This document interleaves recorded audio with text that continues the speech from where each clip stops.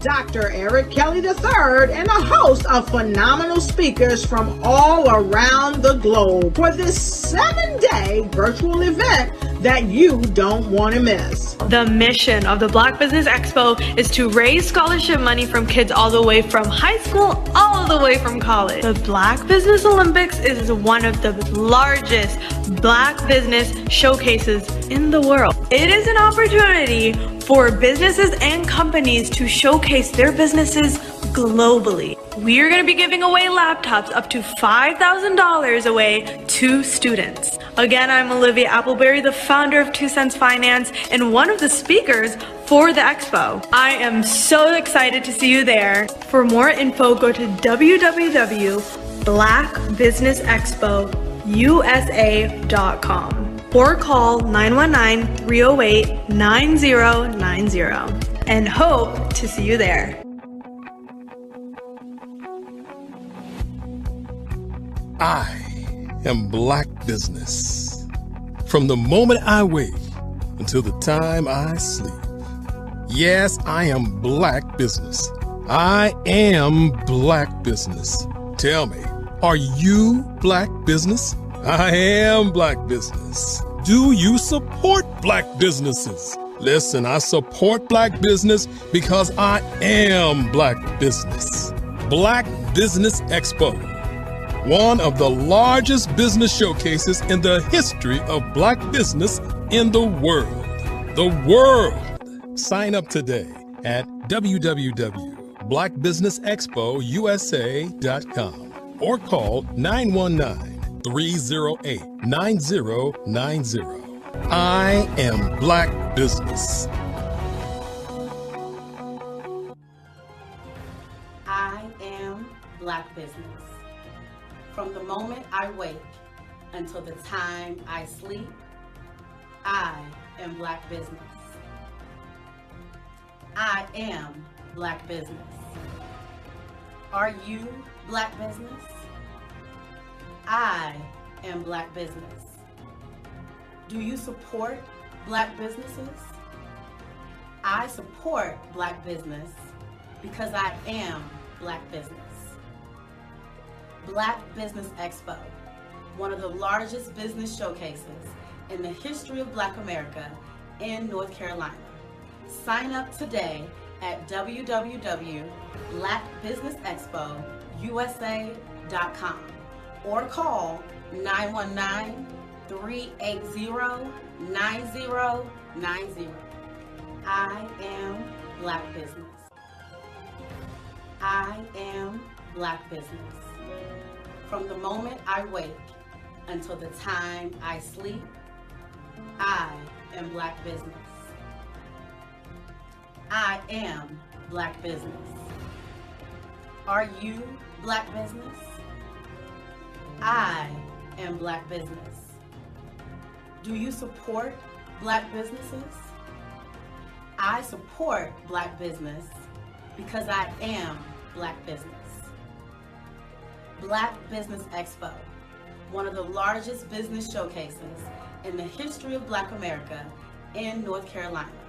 Sign up today at www.blackbusinessexpousa.com or call 919-380-9090. I am Black Business. I am Black Business. From the moment I wake until the time I sleep, I am Black business. I am Black business. Are you Black business? I am Black business. Do you support Black businesses? I support Black business because I am Black business. Black Business Expo, one of the largest business showcases in the history of Black America in North Carolina. Sign up today at www.blackbusinessexpousa.com or call 919-380-9090. I am Black business. I am Black business.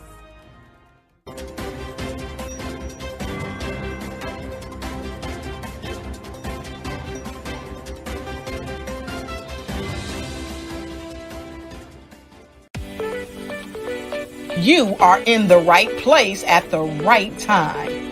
The Black Business Network opens again for its Black Business Olympics, a 24/7 broadcast on business, strategies, global branding, social media marketing, finance, advertisement, and much, much more. Featuring the top, most powerful entrepreneurs and speakers and thought leaders from all around the world as they gather together for this phenomenal event. Join the Black Business Network streaming live into the metaverse, STEM City, USA, Black Multiverse, Pod TV, Roku, Hulu, iHeartRadio, Apple TV, YouTube, TikTok, Instagram, Google Podcasts, Facebook, LinkedIn, IBM TV, Spotify, and Twitch. Tune in today and be a part of this amazing movement. The Black Business Olympics welcomes you.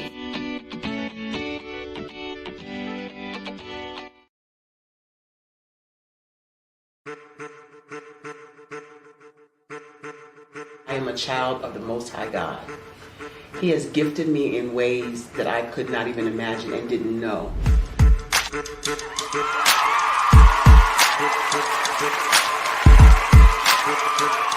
There was a time when I didn't know who I was.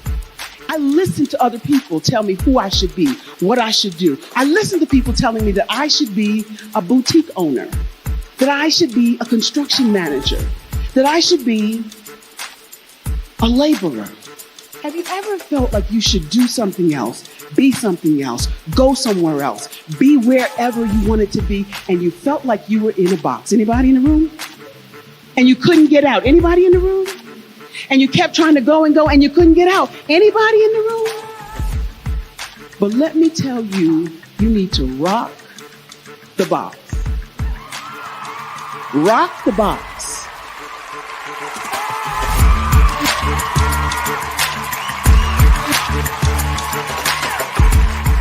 I am engaging, inspiring, and empowering.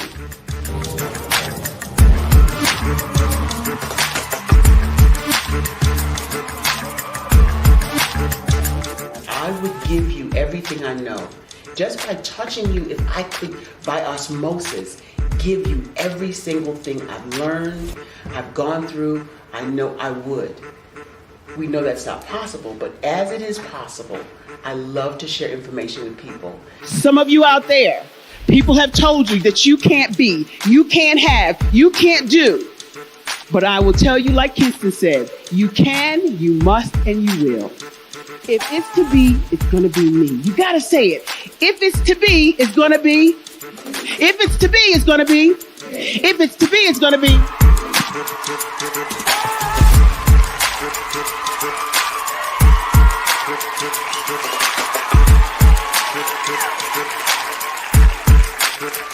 Barbara is because she believed what her mama said about her and not what other people told her.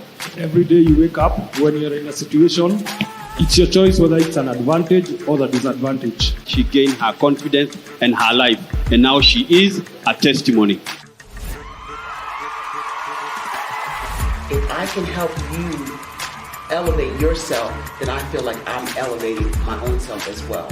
What you know and I know together can change the world.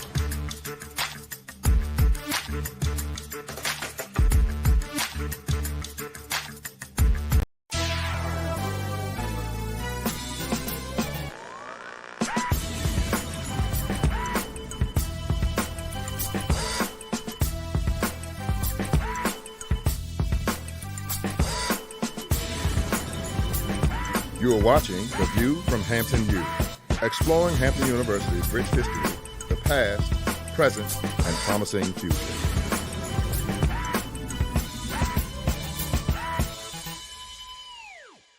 Welcome to Hampton University and The View from Hampton U.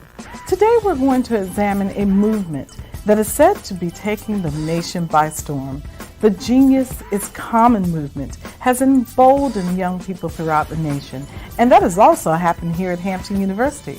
Let's take a look at what some of our students have to say about being a genius. Hi, my name is Gavin Harden, and my genius is to be able to give off positive vibes and spread a smile. Genius is common. My name is Brianna Lomax, and my genius is artistic expression through writing and showing compassion to everyone I meet. Genius is common. My name is Atia Strange, and my genius is the power of expression. Art is universal. I sing, I draw, I film, I photograph. Genius is common. My name is Maya Harris, and my genius consists of all the gifts that God has given to me. I am a giver, I am passionate about bringing ideas to life, and I have mastered the concept of finding the good in everything. Genius is common. My name is Diamond Sidmore. My genius is acknowledging the beauty in my own mistakes while challenging others to do the same in order to cultivate and grow. Genius is common. My name is Almajid Edwards. A lot of people think genius is about being talented or being smart. It's not true. Genius is about influence. Whether it's an equation, whether you're reading or writing, research, harmonies, what have you, genius is about the opportunity, the moment of impact where you can influence another person and uplift them. My genius is poetry. Genius is common. Hampton University has a long-standing history of supporting geniuses and the movements that they create. For example, General Chapman Armstrong established this great institution in 1868. And did you know that Booker T. Washington was also an alum of Hampton University? I could go on and on about the geniuses who've come through these doors and have exited to go out into the world to make a great difference. That's what's important to us. That's what's important about the Genius is Common movement. What is your genius? You should take the time to think about that today. So thank you for watching The View from Hampton U. And remember, genius is truly common.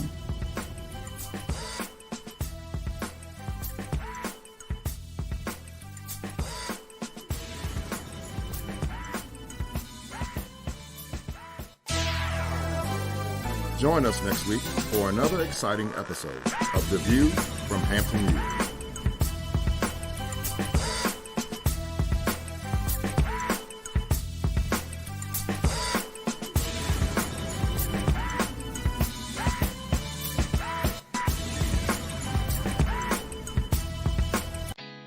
Did you know women represent just 3% of Fortune 500 CEOs and less than 15% of corporate executives at top companies worldwide? Have you wondered what the secrets are to getting into the top ranks, whether in the private or public sector? Do you want to figure out how to stop being held back in your career or passed over for promotion? Then you're in the right place. Hi, I'm Dr. Madeline Ann Lewis, President and CEO of the Executive Women's Success Institute. I have decades of experience in the military, the federal government, and corporate America. And my mission is to help women succeed and tap into their full potential. I want to reach 1 million+ women around the world to become the leaders they are meant to be. So if you want to move into a management or executive level position, or maybe you are a female veteran transitioning out of the military into business entrepreneurship, then reach out to the Executive Women's Success Institute at 301-693-3284. Let us get you on the fast track to success.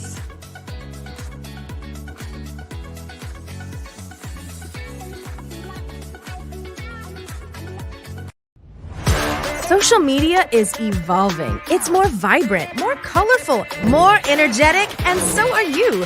It's not just photos anymore. It's video, it's audio, it's subscriptions. And now there's Fanbase, a new monetized social network. Fanbase delivers the complete native app experience with full content monetization for every user. No algorithms that shadow ban your engagement or growth, and no ads.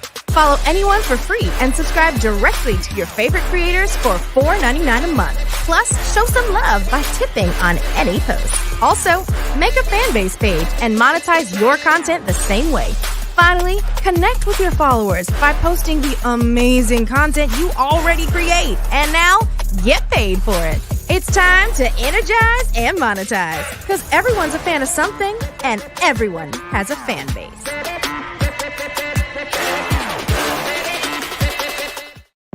The Black Business Network and Black Business Olympics are essential platforms for Black business owners globally. They provide the tools and support you need to succeed in today's competitive marketplace. Join us today as we collaborate together with businesses from around the world to support our children, students, and young future entrepreneurs, Black businesses and corporations. We raise funds for students going to college and young entrepreneurs who are aspiring to be business owners, and we invite you to be a contributor today. Visit the website www.blackbusinessexpousa.com to connect with and learn more about how the Black Business Network and Black Business Olympics can help you not only share your amazing business story to businesses, but also serve future generations. Hello, my name is David Jones, CEO and co-founder of the Hello LLC, where we help businesses build a culture, brand and experience, and leverage technology to pivot into Web3. Join the Black Business Network streaming live into Roku, Metaverse, STEM City, Black Multiverse Enterprises, Hulu, YouTube, iHeartRadio, Apple, Facebook, LinkedIn, Spotify, Twitch, and Google Podcasts. Tune in, turn on, and let's thrive.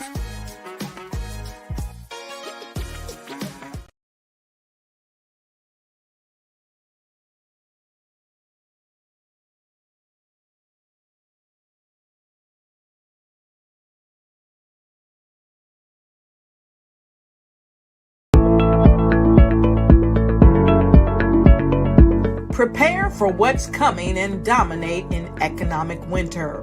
Stand strong and thrive by showcasing your great products and services globally through the Black Business Network and Black Business Olympics. The Black Business Network has showcased over 2,000 companies with over $7 billion in sales each year. Over 10 million attendees have viewed the rebroadcast each month. Through the Black Business Olympics, unique styles of business training and mentoring are turning students into business owners and entrepreneurial warriors who will dominate in any economy. Gain the ultimate advantage of the Black Business Olympics, 7 days of unbelievable topics and speakers speaking around the globe. Donate your time and experience to provide expertise and scholarships to students worldwide and change the world. Now, more than ever, new insights, tools, strategies, and capabilities are needed.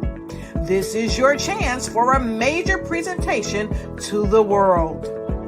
Fill out the form and join the more than 2,000 speakers who have presented to over 200 countries.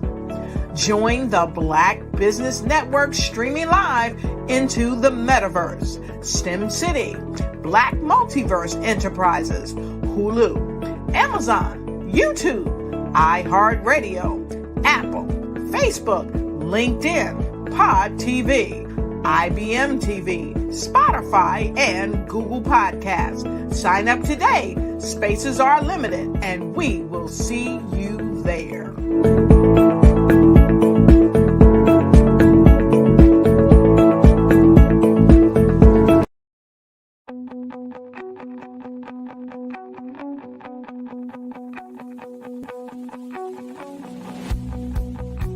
I am Black Business. From the moment I wake until the time I sleep. Yes, I am Black Business. I am Black Business. Tell me, are you Black Business? I am Black Business. Do you support Black businesses? Listen, I support Black business because I am Black Business. Black Business Expo, one of the largest business showcases in the history of Black business in the world. The world!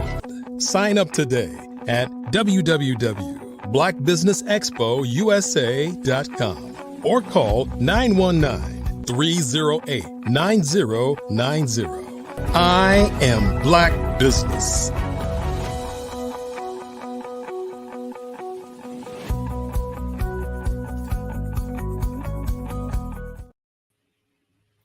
Good morning, business owners, entrepreneurs, thought leaders, and corporations. Welcome to the Black Business Network. My name is Shelly Jeffcoat, and I am your business moderator for this morning on the Black Business Network. Black Business Network is a 24-hour business network showcasing Black businesses, Black business owners, and as I said, entrepreneurs and thought leaders worldwide. We have speakers from all across the world: London, Singapore, Africa, Japan, and cities across the United States, including North Carolina and Georgia, where I am. The Black Business Network is a global community sharing its business knowledge to empower, inspire, and educate businesses about business. And so I happen to be the first speaker coming on today, and I'm really excited and grateful for the opportunity. So thank you, Dr. Kelly, for giving me the chance to come back and talk to the audience. And so by way of introduction and just a little bit on what I'm going to talk about this morning, when I was here the last time, I talked about business branding. I talked about social media branding. I gave some information about things that were related to building community and followership and all of those things that you would need as a business in trying to leverage your marketing strategy and your business strategy.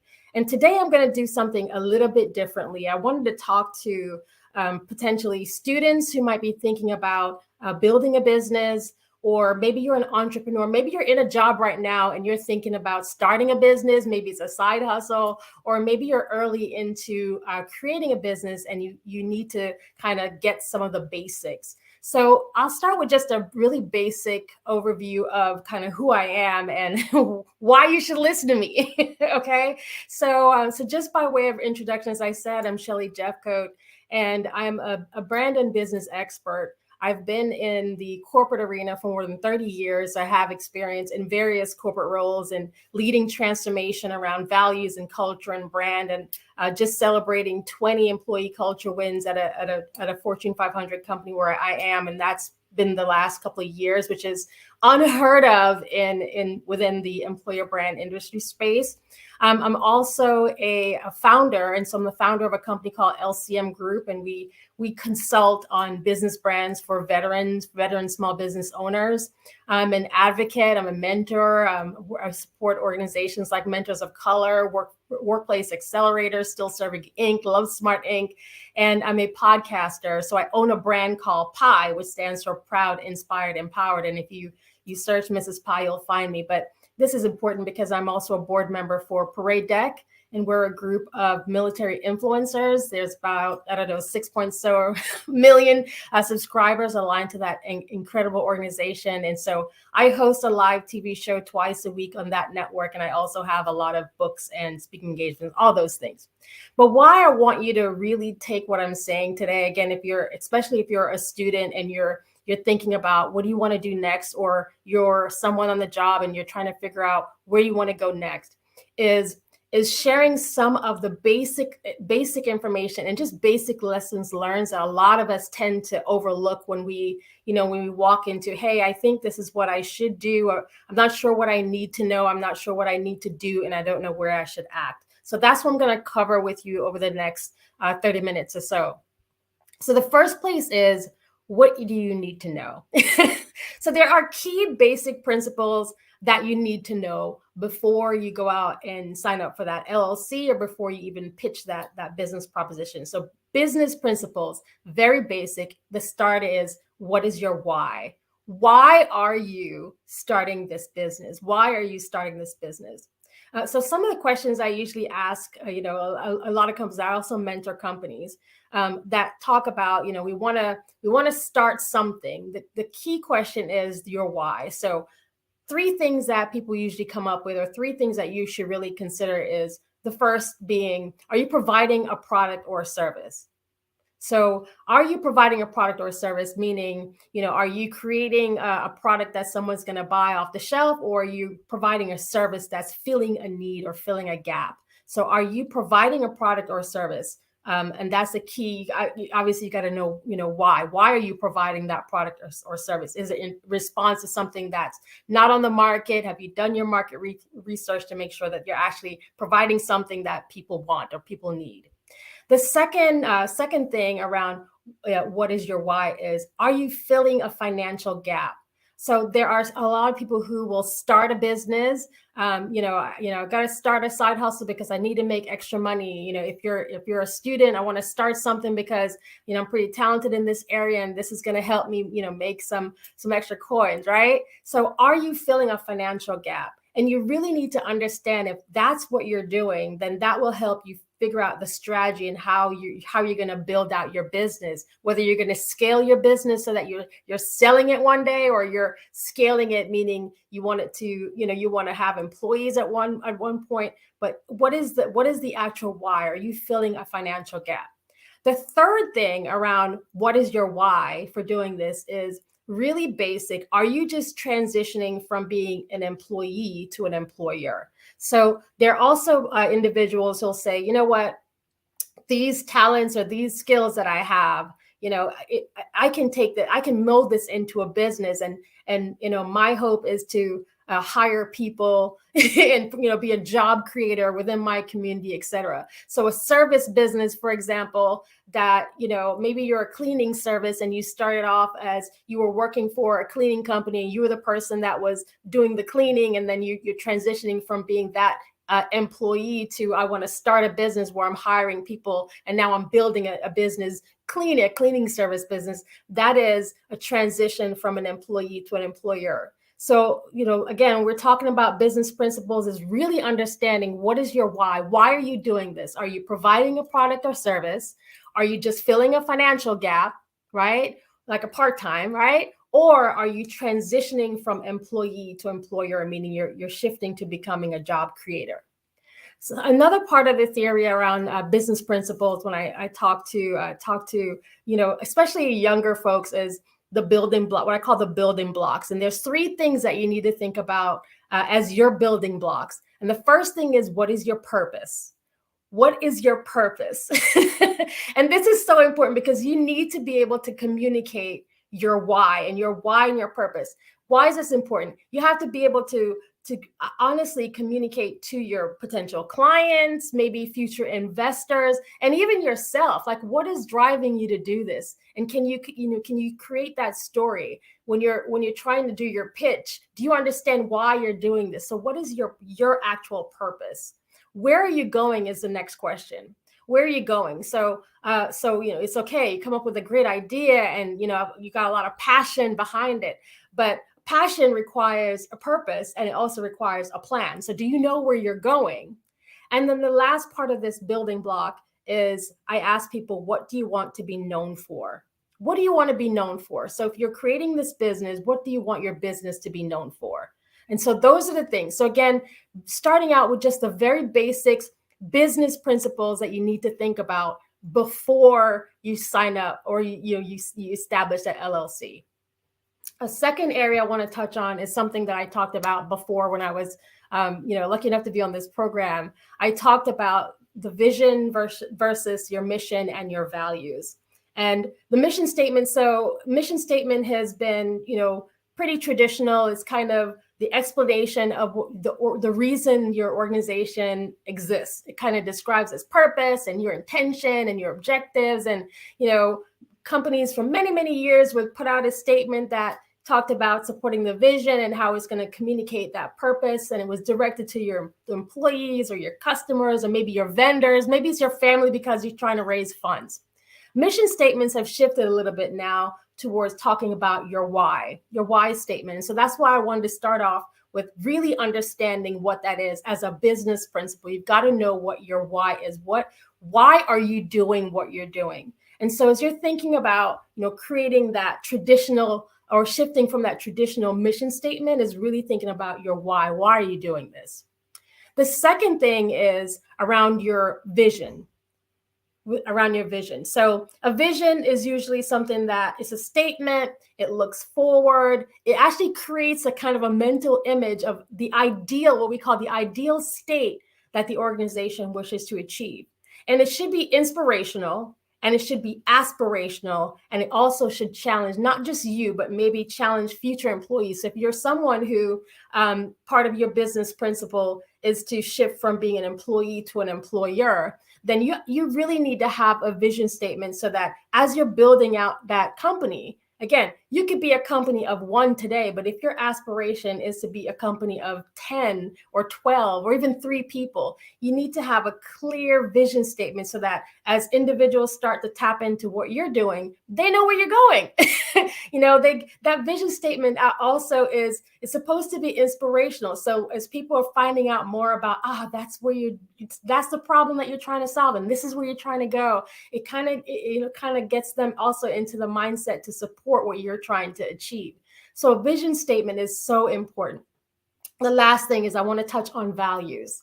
So values is typically the core principles that guides and directs any organization and its culture. And a value is as we know it, is kind of what do people know you for, and what's really important to the core of your business. So your personal values and your business values actually do align in some way, and it will show up on the job. It will show up in your business. So for example, if I considered a value statement for myself, for my personal self, to be, my values are around family, community. Obviously, it's around scholarship and philanthropic offers and things like that, right? Doing these types of things. Coming here and donating my time back into the community, all that. This is a part of my value. So as I'm building out my own business, that will reflect in where you put you prioritize your time. So having a value statement, what is important to the core of your business, is so important, because people are going to look at you, and if it's done in a way where you're saying on one hand that, I value family, and you have a company where people can't get time off if their kids are sick, then clearly your values don't align, right? So you've got to make sure that you're clear about what your values are as a business, as an entrepreneur. It's really important, because then people will come to understand who you are and how they approach your business and what's important to you. And, even as we're talking about how we give back into the community, that's a part of your value statement. So having a clear mission statement, which is now what we call our why statement, which again, that supports the vision, that communicates your purpose. That also reflects your values. That's the overarching. A vision statement, again, as I said, is really something that it creates a mental image. It's the ideal state of what you want to achieve, whether it's you as one person, as the entrepreneur, or maybe you have a business of 3 or 20 or hundreds of people. It's the inspirational and aspirational that challenges employees to help you reach this goal. And the final thing is the value statement, where this is your core principles that really are going to guide and direct you as the CEO or as the organization, and the culture that you're building for the people that work with you and around you. So I wanted to talk about some examples. So let me give you just a couple of examples of companies that have done this very well. I'm just going to give you an example of one company, and by the way, there's no affiliation. I'm not getting paid to say this, and I do not work for this organization, but they've done a really, really good job. So I'm going to spotlight them really quickly. And this company, I'm also spotlighting them because they're a lot of us know who this is. And so I'm going to talk about a case study with American Express. Awesome organization. And so they're very clear if you go, and again, this is one of those using a best practice to help you, figure out how you can kind of leverage this to help your business. Okay. So thinking about American Express, they talk about their vision statement is very, very simple. It's providing the world's best customer experience every day. Now, we can argue if that's the case, if that's the experience that you as a consumer, but that is the vision of the organization.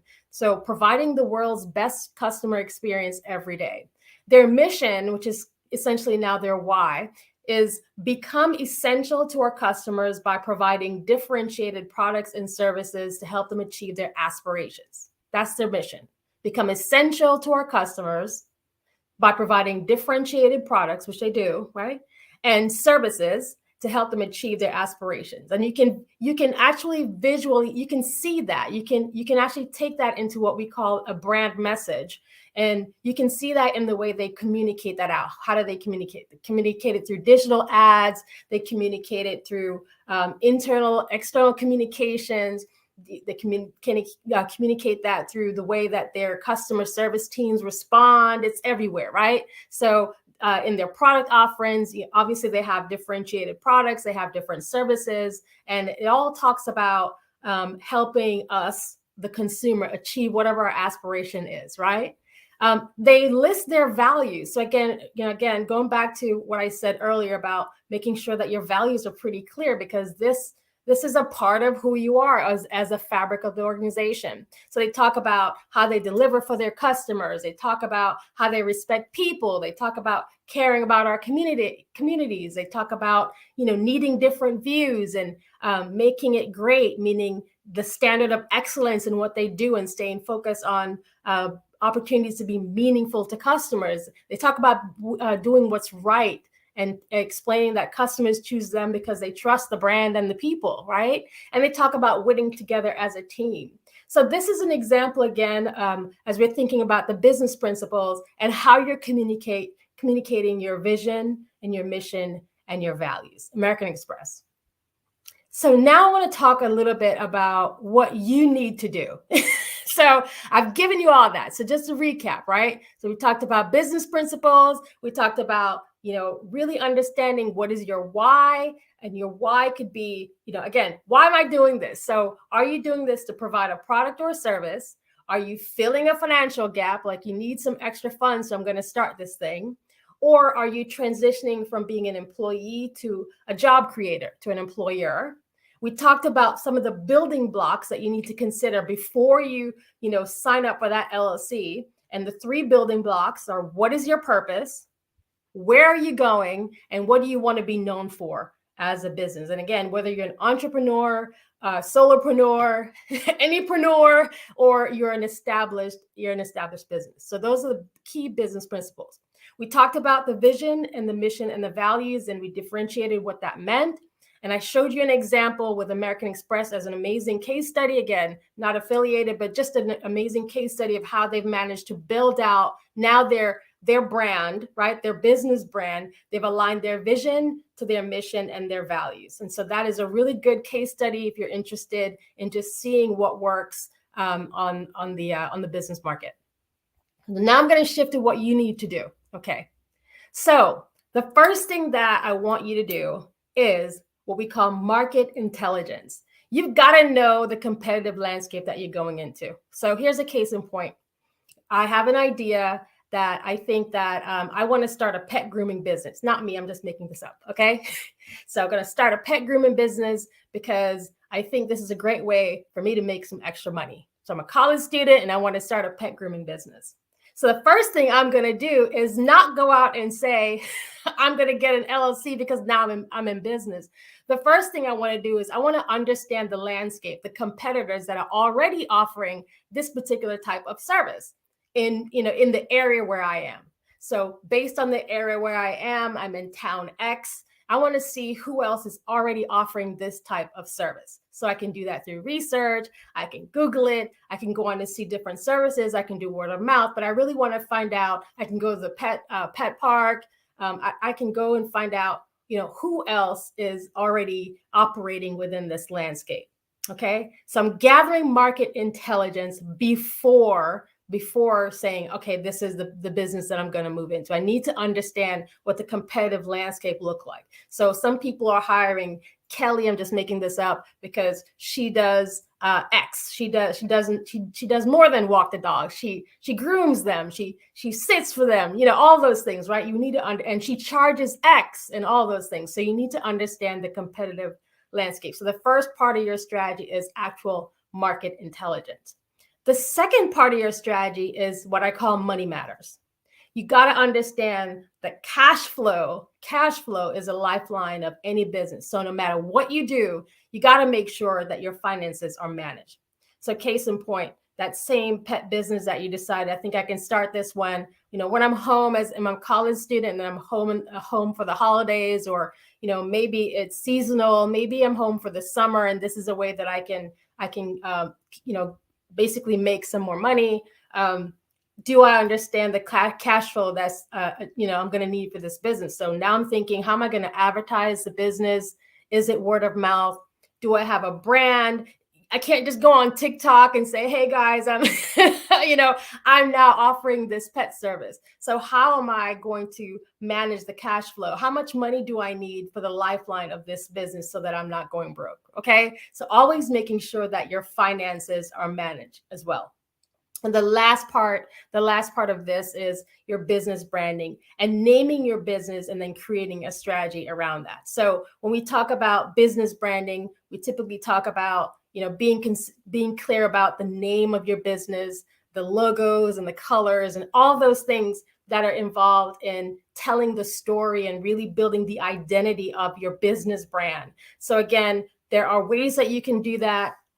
Very affordable. You can go on Canva as well. You can sign up for Canva. It's free, or you can, pay a little extra and get the pro service. But you can go on there and start to create the digital aspects of the look and feel of your business brand, along with the name. And even with the name, testing it out, Google it to see who else is using that kind of name, making sure that as you're creating these business names, it has to make sense. So, make sense to what it is, the service that you're providing. So if you're doing that pet sitting business and, and you're calling it Doggy or Us or whatever, right? Just making sure that that service that you're providing, that it makes sense to the consumers that you're targeting. It's not confusing to your brand, and then creating a strategy around how you're going to communicate that brand to the people on social media or your potential customers or all of those things. So how are you going to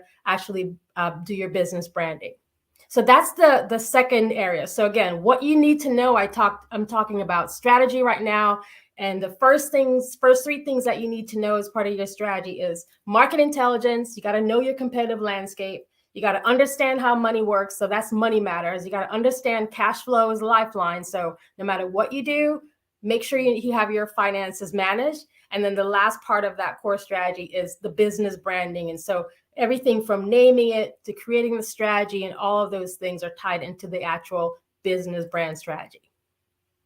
Now we're going to come to business planning. So I'm gonna call out some questions that I just want you to absorb what these are and think about, as you're planning your business. So business planning used to be, many pages long, very, very taxing. And I think if you talk to folks who've been around for quite some time, like myself, been working for quite some time and in business, that we have a more traditional view on business planning, and yet that is not the case. A business plan nowadays could literally be a one-page PowerPoint slide. So here are some questions that I want you to think about business planning in this date and time. Okay, and the first question is this: what is the need that your business exists to satisfy, and how will you do that? What is the need that your business exists to satisfy, and how will you do that?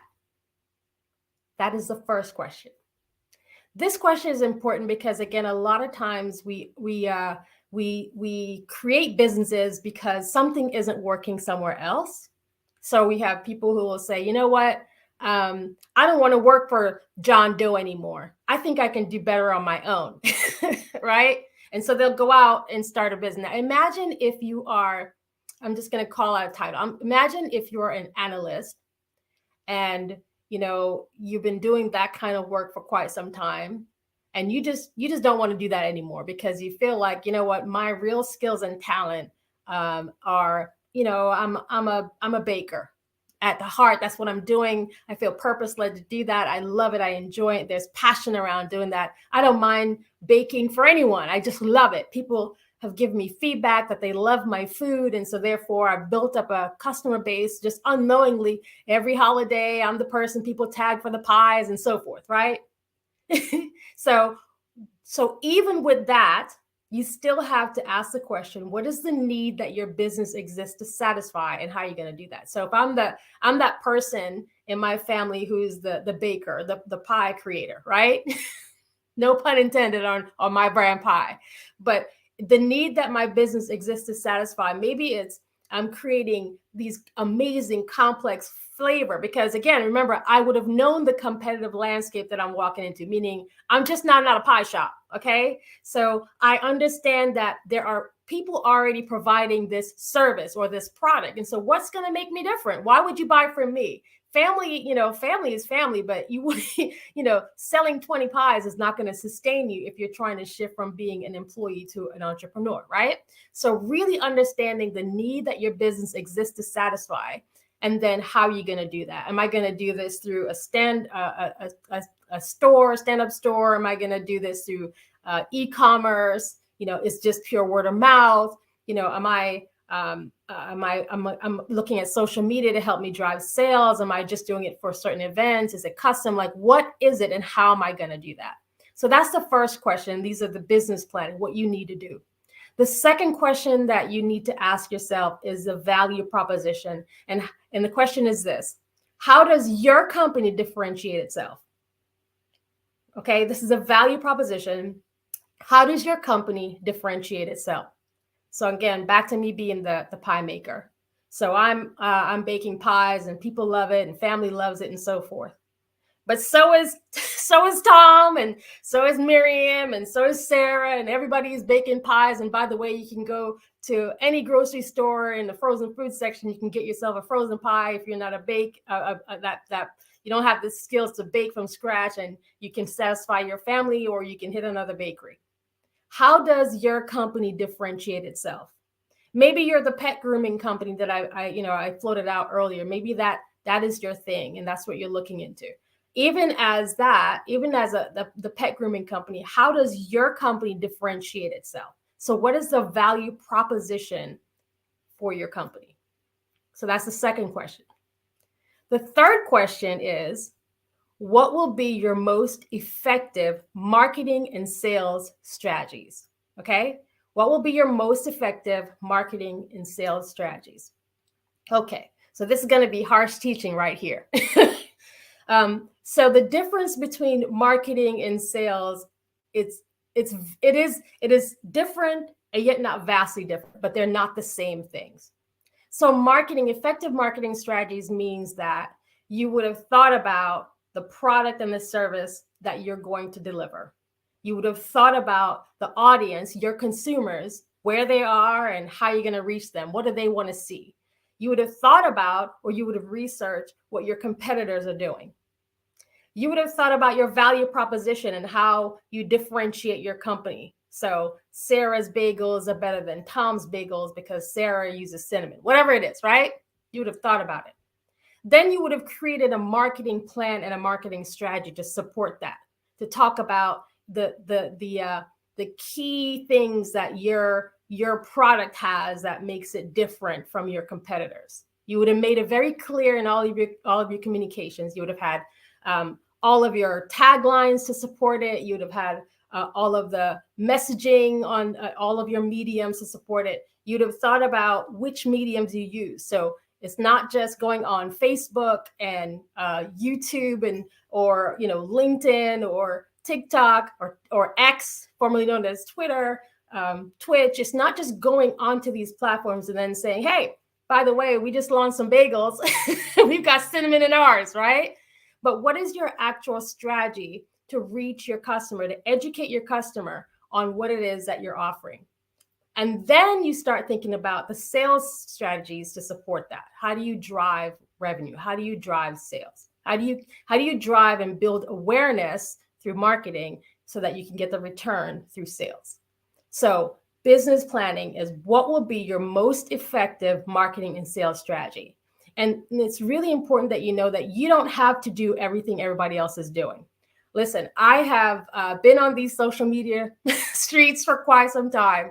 And I always chuckle when I get these experts that'll reach out and say, Mrs. Pie on YouTube, we should have many more subscribers. And I go, well, that's not, YouTube isn't used like that for us. That is not the driving platform. We're not trying to do that. We actually have a larger base of people who watch our shows on a whole different network called ParadeDeck.com TV, and we're live every week, right?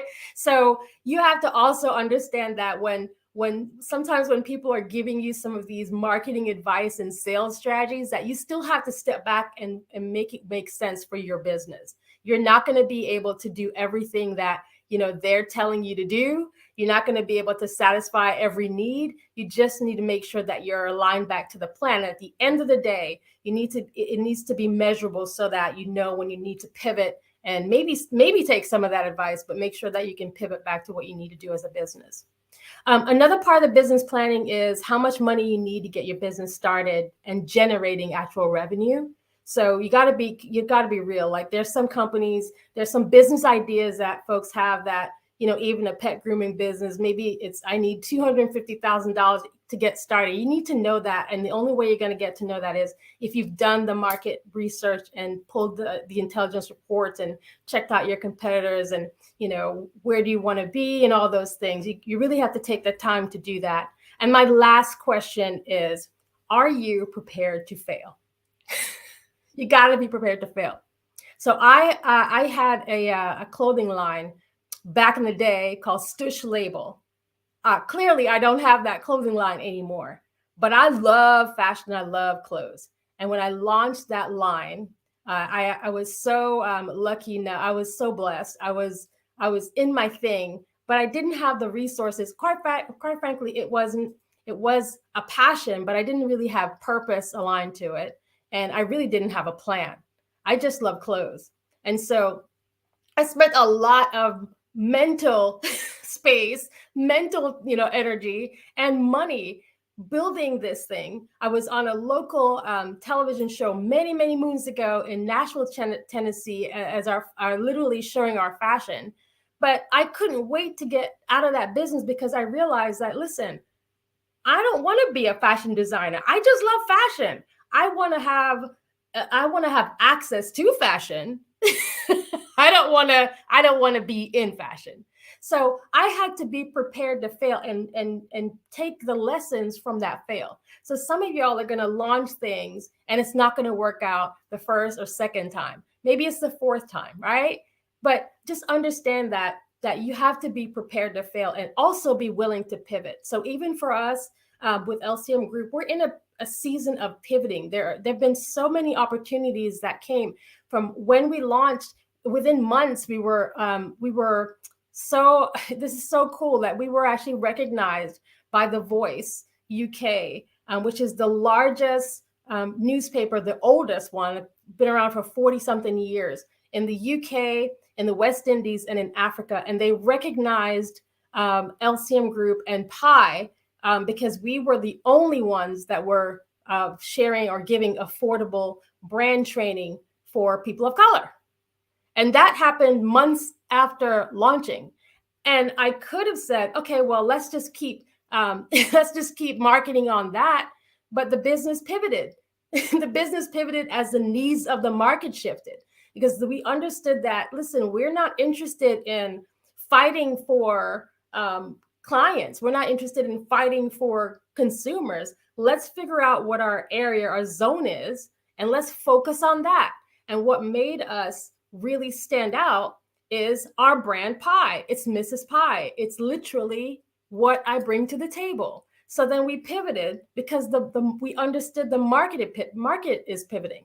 And we didn't want to be, with, all the millions of other people on LinkedIn talking about personal brand. We just didn't want to do that. We understood kind of what our lane is. So we shifted into our lane. So we had to be able to step away from opportunities that wouldn't make sense long-term for the business. So here's the difference. The difference is being willing to say, hey, I've got to pivot in this way because this aligns to the long-term goal of the business, or this aligns to my long-term goal, period.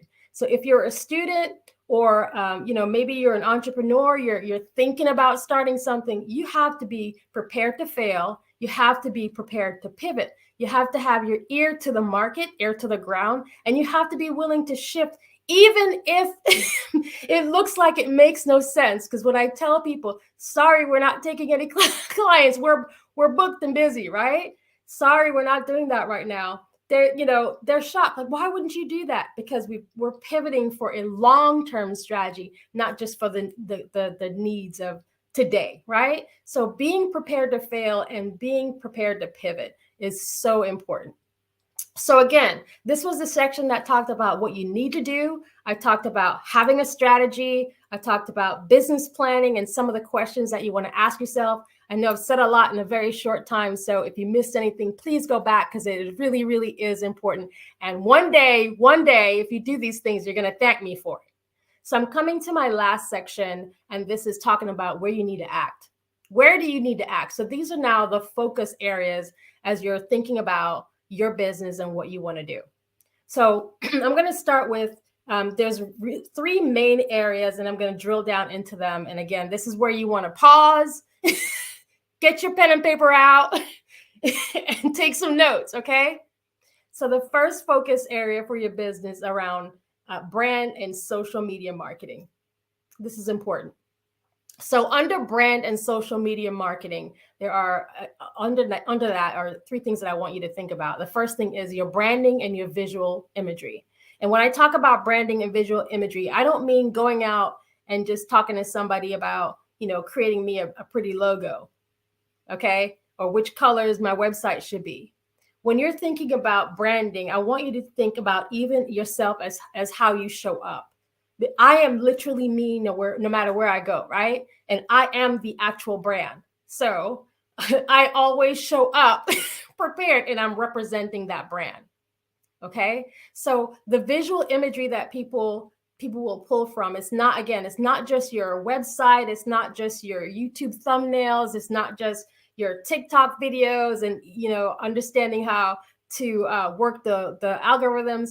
It has nothing to do with a LinkedIn post where you're posing like an Instagram post next to your car saying, look, I'm so successful. Those things will come back to hurt you.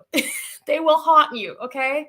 So thinking about the branding, what your brand is speaking for you. It's the same way that you build your personal brand where you're talking about, your what's important to you, what you have to offer and all those things, right? It's the same way you're thinking about your brand and your social media strategy for your business. How does your business show up? The second thing under the brand and social media marketing area is the messaging, and that the messaging must be consistent. So when I say anything, I'm speaking as the business. When I say anything, I'm speaking as Mrs. Pie. That's my brand. So I'm Mrs. Pie, and it's very consistent. People have come to know me as Mrs. Pie. I say the same thing over and over again. I'm very consistent in the message. If you go and paradedeck.com and you search Mrs. Pie, we've got tons of books and blogs and events and speaking engagements and everything. It's all in one area. Tells you everything you need to know about Mrs. Pie, right? But the messaging is very clear and consistent, and you do that because you don't want to confuse people about what it is or who you are. And especially if you're maybe you're a smaller business and you've got a lot going on, right? And it's hard sometimes to explain that, hey, not only do we do this, but we do this. or we do this, or we do this. And it can be overwhelming to people when you're, passionate about, hey, I'm a speaker, I'm an author, I'm a blogger, I'm a podcaster. Just look me. Literally, I'm just like, yeah, just go look me up on paredeck.com, because people will get overwhelmed. But the messaging is very consistent. And the last thing under brand and social media marketing is really thinking about the mediums that you're using. So again, it's not about like, oh, I need to be on YouTube. Why, right? Why do you need to be on YouTube? What's the return? Because there's a lot of work involved especially if you're a business and you're trying to position yourself. Just because you have 1 million followers on TikTok, don't expect them to follow you to YouTube. There's a lot of work involved. So being really clear about the mediums that you use. If you're using Facebook, if you're using LinkedIn, if you're using Twitter, etc., like you got to really be careful about which medium serve the best need for the messaging you need to get out to your audience. So the second focus, so that was brand and social media marketing. And the second focus area is your comm strategy, your communication strategy. And so this is important because it really is where you're going to be articulating that vision we talked about.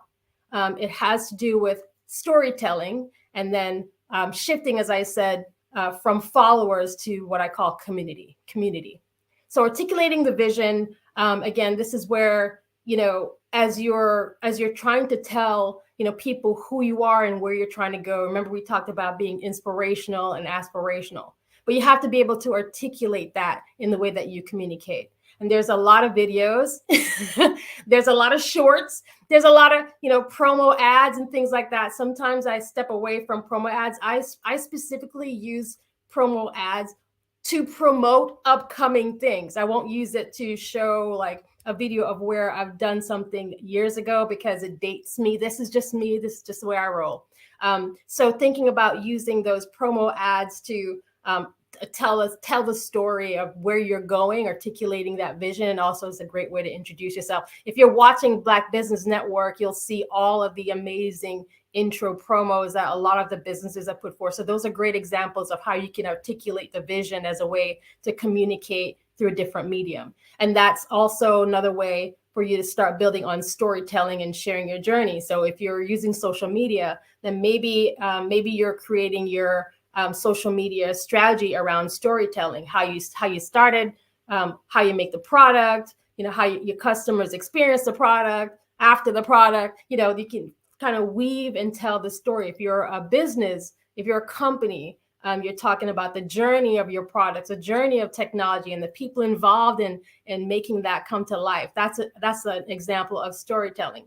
And then the other thing I talked about is the difference between community and followers. Don't be fooled by the number of followers. You want to build a community, because you can have, again, 1 million followers, but nobody buys your product. Okay, so don't be impressed by the number of followers, unless you're moving into a space where your actual job is an influencer, and that is an actual job. Affiliate marketing is an actual job. So unless that is your actual job, then you want to focus on the community that you're building, because those communities will end up being the ones that will refer customers back to you. And then the last focus area is really honing in on the product and service that you're offering. So what are the costs associated with building out the products or the services that you're trying to offer? What kind of funding you need? What's the return on the tools and resources? Don't just go spend money on things just because, someone on social media influenced you into doing it, right? Really understanding the return on the tools and resources, and outsourcing help, outsourcing and hiring help. There's a lot of virtual assistant solutions and products. There's products out there. So maybe thinking about, outsourcing in that way. Okay, so I want to touch on, I'm being careful at the time, because again, I could talk about this for hours. Okay, so you can reach me at paredeck.com. You can just pull me up as Mrs. Pie. Everything is out there. I am so excited. By the way, genius is common, and you can bet what my genius is. It's around brand, it's around strategy, it's around culture, and it's around Mrs. Pie. I will see you on the other side.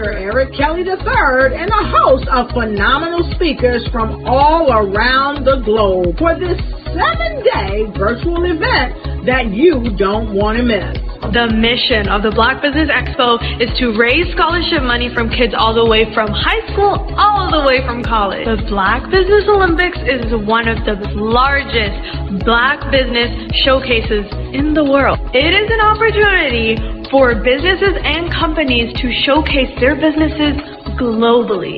We are going to be giving away laptops up to $5,000 away to students. Again, I'm Olivia Appleberry, the founder of 2 Cents Finance and one of the speakers for the expo. I am so excited to see you there. For more info, go to www.blackbusinessexpousa.com or call 919-308-9090 and hope to see you there. I am Black Business. From the moment I wake until the time I sleep. Yes, I am Black Business. I am Black Business. Tell me, are you Black Business? I am Black Business. Do you support Black businesses? Listen, I support Black business because I am Black Business. Black Business Expo, one of the largest business showcases in the history of Black business in the world. The world! Sign up today at www.blackbusinessexpousa.com or call 919-308-9090. I am Black Business. I am Black Business. From the moment I wake until the time I sleep, I am Black Business. I am Black Business. Are you Black Business? I am Black Business. Do you support Black businesses? I support Black business because I am Black Business. Black Business Expo, one of the largest business showcases in the history of Black America in North Carolina. Join Dr. Eric Kelly III and a host of phenomenal speakers from all around the globe for this 7-day virtual event that you don't want to miss. The mission of the Black Business Expo is to raise scholarship money from kids all the way from high school, all the way from college. The Black Business Olympics is one of the largest Black business showcases in the world. It is an opportunity for businesses and companies to showcase their businesses globally. We are going to be giving away laptops up to $5,000 away to students. Again, I'm Olivia Appleberry, the founder of 2 Cents Finance and one of the speakers for the expo. I am so excited to see you there. For more info, go to www.blackbusinessexpousa.com or call 919-308-9090 and hope to see you there. I am Black Business. From the moment I wake until the time I sleep. Yes, I am Black Business. I am Black Business.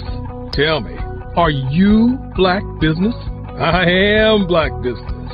Do you support Black businesses? Listen, I support Black business because I am Black Business. Black Business Expo, one of the largest business showcases in the history of Black business in the world.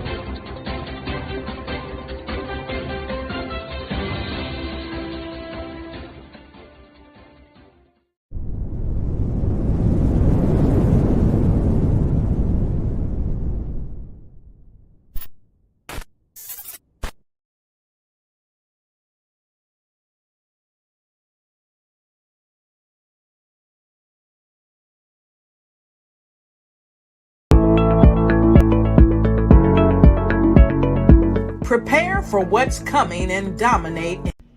Why do I do what I do? You know, my life coach asked me that a few years ago. And she said, Tony, what's your why? And I told her, and she said, girl, you've already accomplished that. Perhaps you need a new why. Hi, Tony Harris, Amy Hoydu with Say It Said Marketing, one of your students. And just wanted to say thank you, Tony Harris, for spending so much time with me and giving me that boost in my business that I so drastically needed.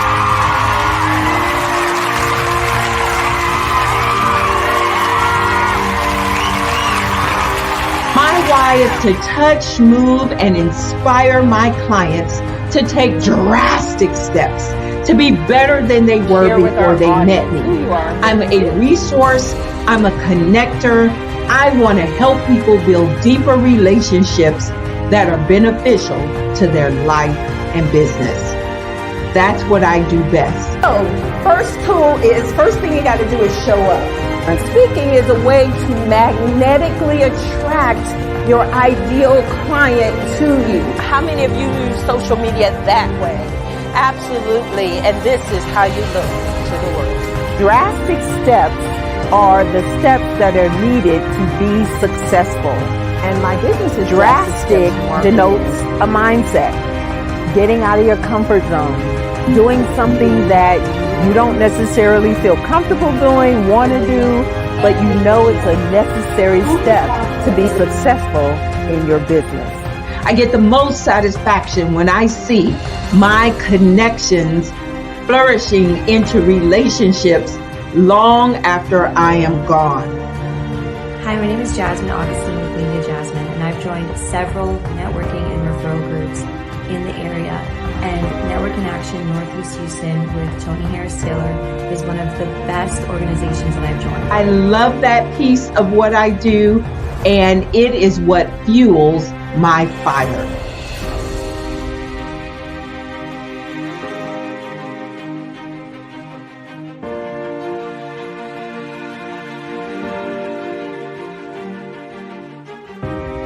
My name is Tony Harris Taylor, saying take a drastic step today for a fantastic tomorrow.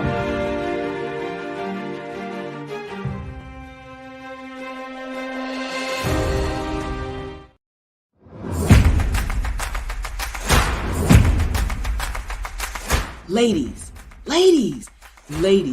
if you're a person who continually pours out, you won't want to miss this upcoming event. October 13, 14, and 15 at the Holiday Inn & Suites in Ocean City, Maryland, where we have a power-packed lineup of ladies who are going to pour into you. If you need to increase your impact, your influence, and your income, this is the event for you. Don't miss the power of sisterhood. These ladies coming from around the world to network and connect with you.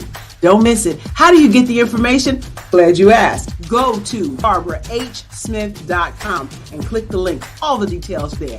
Don't miss Sisters Inspire Sisters to Advance, October 13, 14, 15 at the beautiful Holiday Inn & Suites in Ocean City, Maryland. What you know and I know together can change the world. I want to see you there.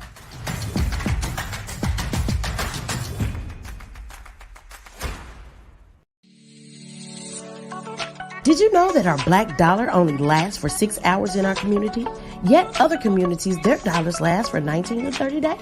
The Black Wall Street Nation. Black Wall Street Nation. Yes, that's why we created the Black Wall Street Nation. Black Wall Street Nation is a centralized directory available to all black businesses across the world. It was created for businesses like you, the ones that want to start and the ones who have a dream that have already started, such as businesses like Drop in a Bucket Productions, Valito Foods, Sugar Tea Branding Firm, All the Dazzle, Bun Cakeaholic, Miss Riot, and you. We'll have marketing, seminars, and some funding coming soon just for you. So, we want you to come and join us. www.blackwallstreetnation.com. See you there.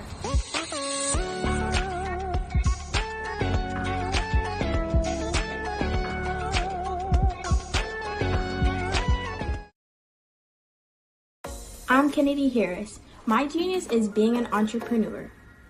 I'm the CEO of K-Lock, a company where I develop my very own line of kids supplements.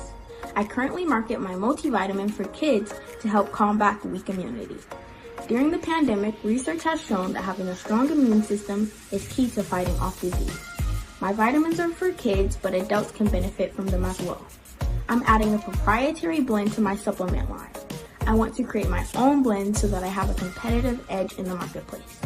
Staying healthy is important to me so that we live longer and have healthier lives.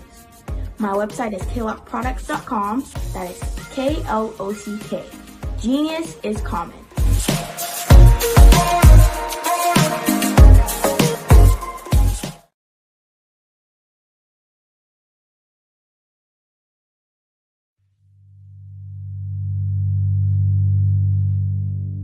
So what we have to do is when we get in the spot, we need to create some spots for us. That's the main thing. We need to be able to be in a position where we're able to create those spots for us. For me, being an entrepreneur, I'm not just going to get a business and then leave you sitting high and dry. If you ask me some questions about entrepreneurship, I'm going to give you as much as I received. I've seen people who made it, and then when you ask them, it's like, okay, now you have to pay me for the information, the same information I got for free. We probably in totally different cities. There's no way that we're going to bump heads or anything. We're not competing. Bring me up with you. And so I just think that whatever education that I have, then I need to be able to give that to my own as well. So create the spots. You can create the spots when you get there. Hey guys, my name is Caden. I'm the CEO of Caden Teaches, and my genius is teaching kids about financial literacy. Throughout my financial products, such as my financial flashcards, my activity book, and my newest project, my financial bus, which I bought. And on the bus, it has a mock bank where kids will learn how to deposit and withdraw money, a mock grocery store where kids will be able to learn how to have a family budget, and a mock stock exchange where kids will even be able to learn how to invest in stocks.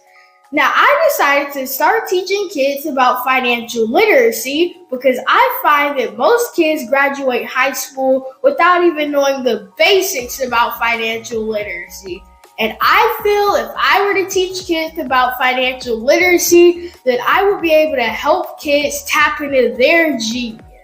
And I actually learned about financial literacy to my dad because I would go to business meetings with him, and I would always see that they were talking about financial literacy. And at that point, I didn't understand what financial literacy was. So I took it upon myself to learn about financial literacy and teach it to kids in a way that they could understand. But I want you guys to help me help kids tap into their genius by going to my website, cadenteaches.com, and you can sew into me in my financial bus by going to my GoFundMe link. And remember, if Caden can, you can too. Because genius is common.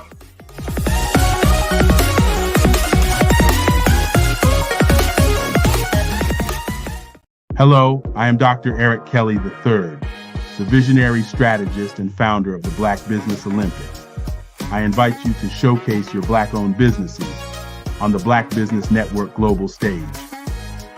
The Black Business Olympics is a global Black Business Network platform that propels Black-owned businesses into the international spotlight. By showcasing your business on the Black Business Olympics platform, you can reach a worldwide audience of potential customers, partners, and investors. You can also establish yourself as a thought leader and expert in your field, attract lucrative partnerships, and more speaking engagements.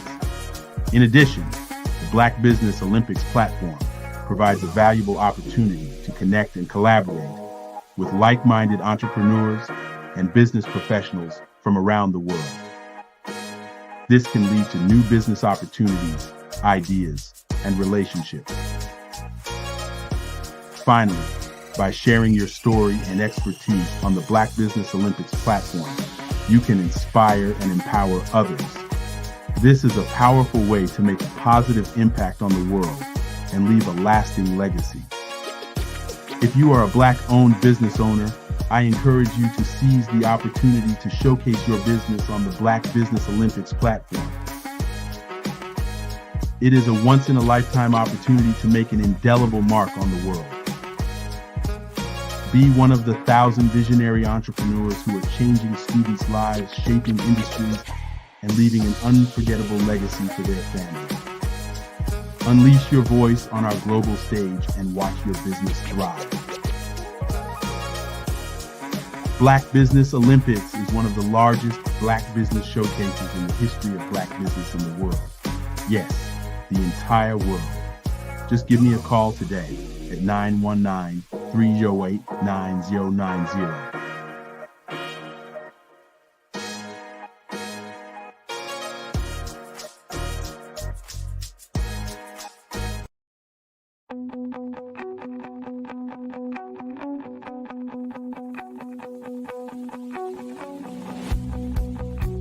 I am Black Business.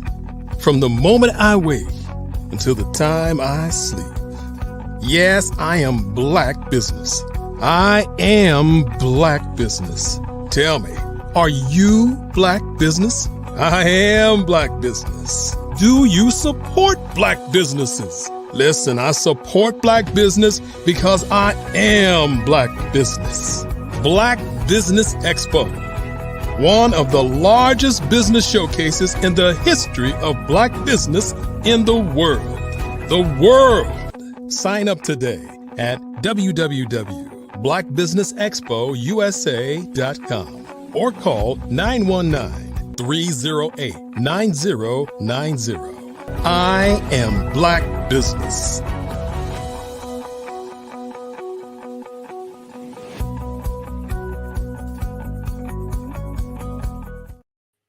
Good morning, business owners, entrepreneurs, thought leaders, and corporations. Welcome to the Black Business Network. My name is Shelly Jeffcoat, and I'm your business moderator for this morning on the Black Business Network. The Black Business Network is a 24-hour business network that showcases Black businesses, business owners, entrepreneurs, and thought leaders worldwide. So we have speakers in London, Singapore, Africa, Japan, and cities across the United States. You should know that the Black Business Network is a global community that shares this business knowledge to empower, inspire, and educate businesses about business. I am so excited and honored to be here. Our next speaker is Wade Randolph, the CEO of Randolph Unlimited. And Wade has 18 years experience nationally. He's imparting invaluable wisdom to fellow business professionals, whether the focus is on enhancing leadership capabilities, cultivating efficient teamwork, utilizing motivational strategies, or refining business communication. Wade serves as the motivating factor in providing business professionals with a wealth of best practices and strategic insights. These insights empower you to not only stay ahead, but to truly excel beyond your competitors. And so I am excited to join Wade on a fireside chat, Wade Randolph for Black Business Expo. Good morning, Shelly. I was looking forward to this. I'm so excited to have this conversation. I love talking to Wade. How are you? This might be dangerous, but good morning. How are you? I am great. I'm so glad, as I was going through your bio, and y'all, when I share like that, I'm really thrilled. I am genuinely thrilled to have this conversation with Wade. There are some people in this field that know what they're talking about. There's some people that don't. Wade knows what he's talking about. And so I'm really excited to dig into a lot of what you have to offer. And I definitely do want to touch on your book as well. But I wanted to just get started. First of all, Wade wrote the book, How to Lead During Times of Change, Challenge, and Chaos. And I dare say this is about the best time that we all need to have this book. So before we get into the book, I wanted to find out a little bit more about how you got started in leadership training. Yeah, well, sometimes you are thrown into what you need. Sometimes it is that not taking that easy road, but taking that road that's necessary to bring out the best in you. So the question we have to ask is, what's bringing out the best in you? Are you looking forward to the day? Or are you just wondering what the day will be? I got thrown into leadership. Let me underscore that word. I got thrown into leadership because my company, I used to manage real estate firms. And as you know, sometimes life is like ups and downs. My company was going through a change, and the CEO of the company at that time called me in and said, "We're making changes." I don't know about you, Shelley, but sometimes that word change is not what you look forward to. And he said, "Mr. Randolph, I want to see you in my office." And I said, "Well, I'm busy. Can we make it later today?" And he says, "Mr. Randolph, if you make it later today, you may not be here." So I showed up early. And he said, "I'm interested in talking with you of you being the manager." Now, Shelley, any good firm already has a manager. And I said, "Well, you already have a manager. I'm not interested in taking his spot. He's already here." He says, "Well, he was here before our meeting. He's no longer here now." And I said, "Well, I'm not really interested." He says, "Mr. Randolph, I want you to mind your words very carefully." He said, "I want you to think about this, young man." He says, because if you're not interested in being the manager, we may not need you." Wow. Now, Shelley, I might be bold, but I'm not stupid. Sometimes you have to take a moment and think and get insight and advice of what's your next step. You see, often we try to take that next step without consulting people. Often we try to take that next step without getting insight. I tell people, find someone that can help you grow and get you a power partner. Please write that down. Get a power partner. Somebody that will give you insight when you can't focus. So naturally, I called my wife and I said, "Baby, they have offered me a manager's position." And she said, "You don't know anything about management." There's an old saying, "The truth will set you free." And that was the truth. That was truly the truth. And I said, "Well, yeah, but there are changes going on." And the CEO said, "If I don't take that job, I'm no longer here." She said, "Baby," she said, "can you talk freely? Are you in a place that you can talk freely?" I said, "Yeah." She said, "Listen closely. Pull the phone close to your ear." She said, "Let me tell you something. If you take that job because we have bills, then you must succeed. And in doing that, you got to learn everything you can about being not just a good manager, but being the best manager that they have had, because we have bills to pay. You have responsibilities, and you don't have time to fail." Wow. Yeah. Shelley, I took that job, and it probably was the best decision I ever made. See, sometimes it's not going the easy road, it's going the difficult road that you can't see the next step. Sometimes you have to get out of your comfort zone. I took that step, and I took that company to number 2 in the market before it was sold. But here's the beauty of it. See, it's not about the money all the time, it's about the mission. That's right. That opened the doors to my mission becoming this Wade Randolph that you're talking to this morning. Because if I had never taken that hard road, you and I would never be talking. If I had never taken that hard road, the people that I have met over the last 18 years, I would have never helped them in their life. If I had never taken that hard road, then I wouldn't have become the person that can make a difference in so many people's lives. So here's my point. What hard road are you running away from that you need to take that will make a difference, not only in your life, but in the lives of people that you haven't even met yet? Wow, that is so powerful. I was thinking about, what you just shared about the hard road, and this is one of the characteristics of really strong leadership. And I think the word leadership gets overused a lot. And I know for those of y'all might be watching who work in a 9-to-5, the word leadership might be used aligned to someone's job title, but it is not. That is a job title. It is not. So I wanted to get from your perspective, how do you define leadership? So I always go back to a quote, and I heard you earlier. Sometimes it is who you are behind your words. Yes. Who do you exhibit? Who is this person? And what do you do to exhibit the best in you when no one's watching? Who are you really? I've read a quote years ago by one of our presidents that he's not even known, John Quincy Adams. But he left an indelible mark in the quote that he used to say.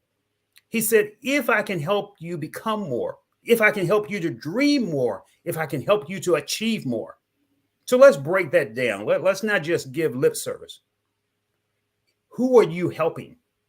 Who are you helping bring out the best in them? What people are you helping achieve so that when they see you from years from now, they will say, you left a mark on me? What are you doing that you see? I think in life, Shelley, either you can be example or you can be a warning. Let me say that again. Either you can be example or you can be a warning of example of who you can become, or is that people around you, they will say, wow, I want to be like that. Or are you a warning to say, I don't want to be around you and let me find someone else to spend my time with? So back to your point. Who are you becoming? Are you helping people to dream more, to become more, to achieve more? That's real leadership in my book. Wow. Y'all, first of all, I'm literally like, how do I take clips out of this and use it over and over and over again for not just for adults. This is something I think is for those of us who are maybe parents of older generations and Gen Z, whatever gen we're in, that this is the stuff that you want to clip and share and talk to your kids about, because I think we do have such a rudimentary thought bubble about what leaders are and what leadership is. And I wanted to find out, some of the people that you would have considered leaders as you were growing up. Just as I'm thinking like from the mom perspective, and how can I steal some information from you? But who were leaders that you saw growing up? You know, the people that shaped this, Wade Randolph. See, here's what I think. Sometimes we suffer from possibility blindness. Yeah. That we are blind of the people around us that pour into us. So let me give you two people that has made this Wade Randolph, this person that you're talking with today, that I never knew existed. And there's a person behind you that's waiting to get out and screaming to get out, but you got to work on bringing them out. I heard you earlier to say that you had to go through some failures. That's right. And I say, sometimes we got to think differently, because those failures, there's no such thing as failures. There's always learning. What do you need to learn to go to your next level? So let me go back to your question. Who helped me? I've always been a guy that has liked to work. Work should probably be my middle name, because I hate sitting around and wasting time. I used to work for a gentleman by the name of Sam Plush here in Richmond, Virginia. I'm in Midlothian, Virginia, but Sam Plush was a guy that we used to call him the old man, but we used to really call him the wise owl. I'm a project kid. I come from the projects, 2112 Red Street. And I didn't have a future, didn't know where I was going. I thought that if I lived to be 18, it would be good. And I used to run with some hard heads. Now, I needed to find hard heads in my community. And when I started working for Mr. Plush, he used to say, son, be mindful of the people that you spend your time with. And I'm like, man, why are you telling me that? I've got some good friends. And I never forgot one evening I decided to run with a group, and we decided to go and steal hubcaps from cars. And being young but crazy, I decided to pick the best gleaming car with the best hubcaps around. And it was a Cadillac. And I pried the hubcaps off, got all to 3. And when I went for number 4, something buzzed by my ear. Pop, pop, pop. And I'm like, what is that? Then all of a sudden, one of the guys said, run, he's shooting. So a guy was shooting at me because I was stealing his hubcaps. Did not say, sometimes when you're young, you're just a little stupid, a little crazy. And I got all 4 of the hubcaps, and the guy, who was with me, said, man, you did a great job. He said, look, I'm going to buy those from you. Here's $25.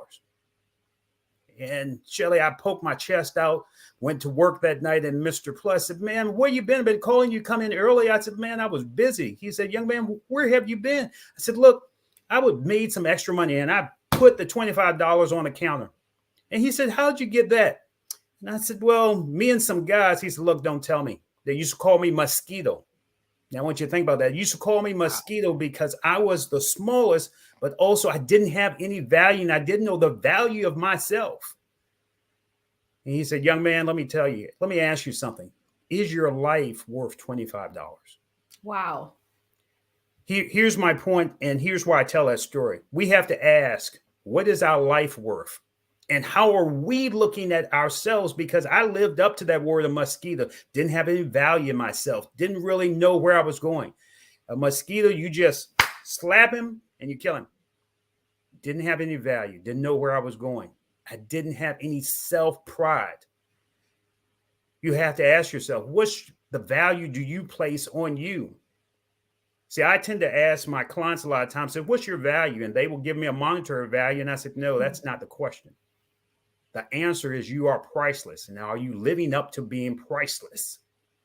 But here's the next thing. Mr. Plush fed into me because he could see something in me that I couldn't see in myself.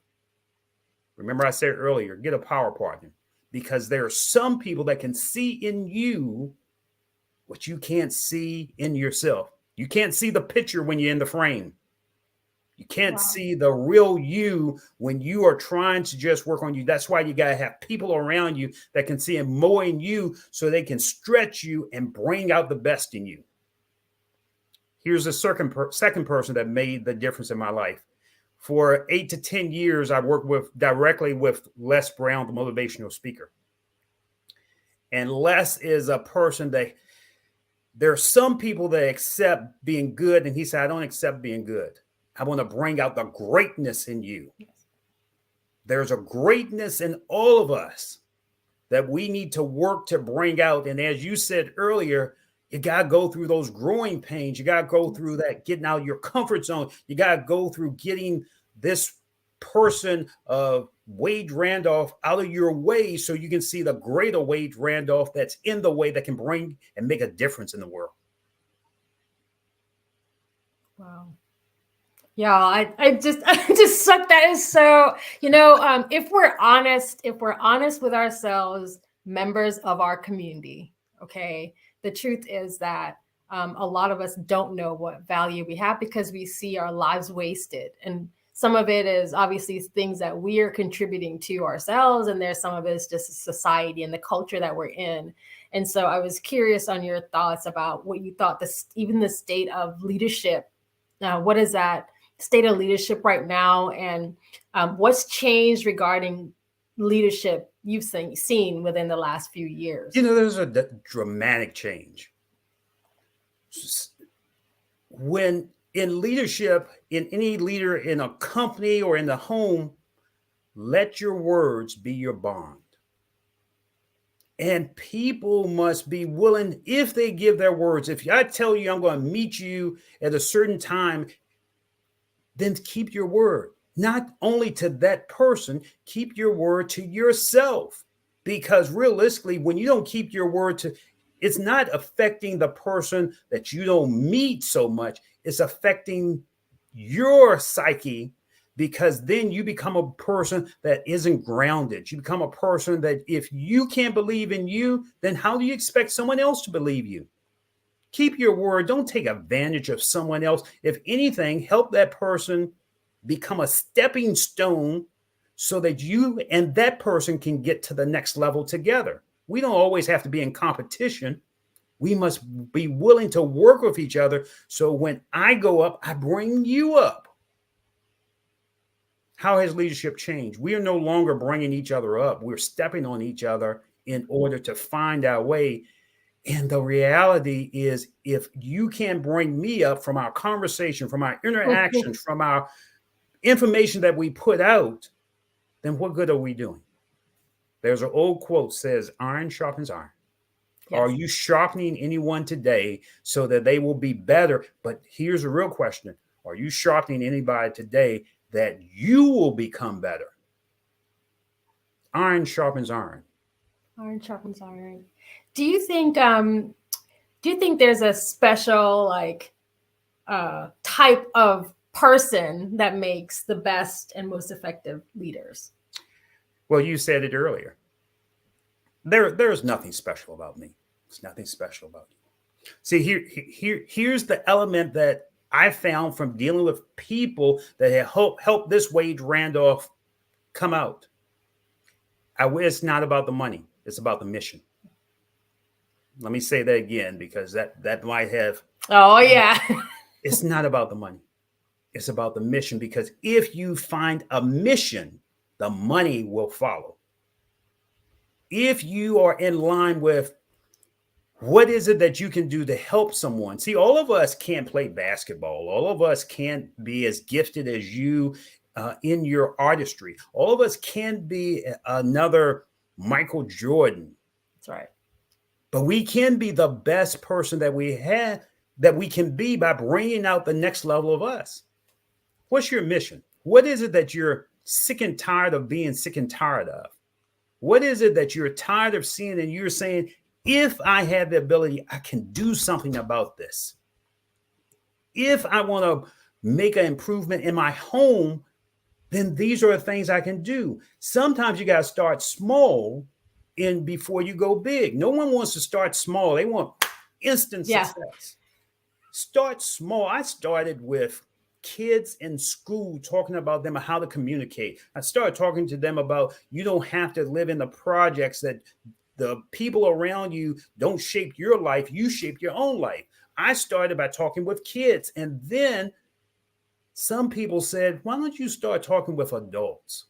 Why don't I hire you to be a coach? Why don't you start giving public presentation? I started small, but I had a dream that I could become big. Sometimes you got to be willing to take the steps to lead you from the small to the big things. A big shot is no more than a small shot that kept shooting. Wow. Let's just, y'all, soak that in for a second, okay?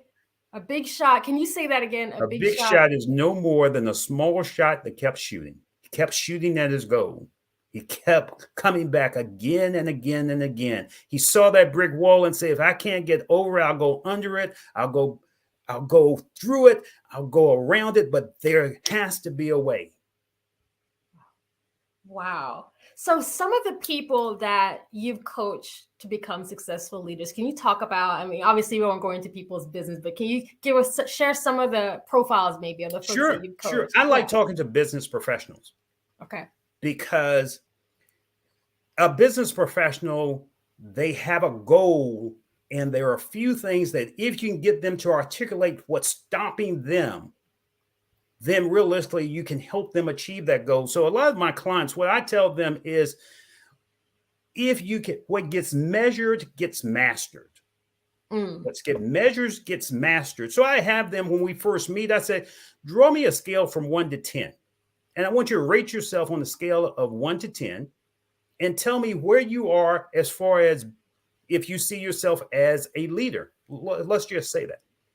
So I'm going to do this real exercise real quick.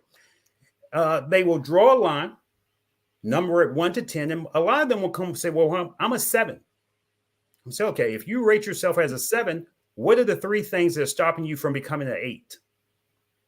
And when we are able to articulate those 3 things that stops them from becoming to an 8, maybe it's communication, maybe it's having an effective staff, maybe it's time management.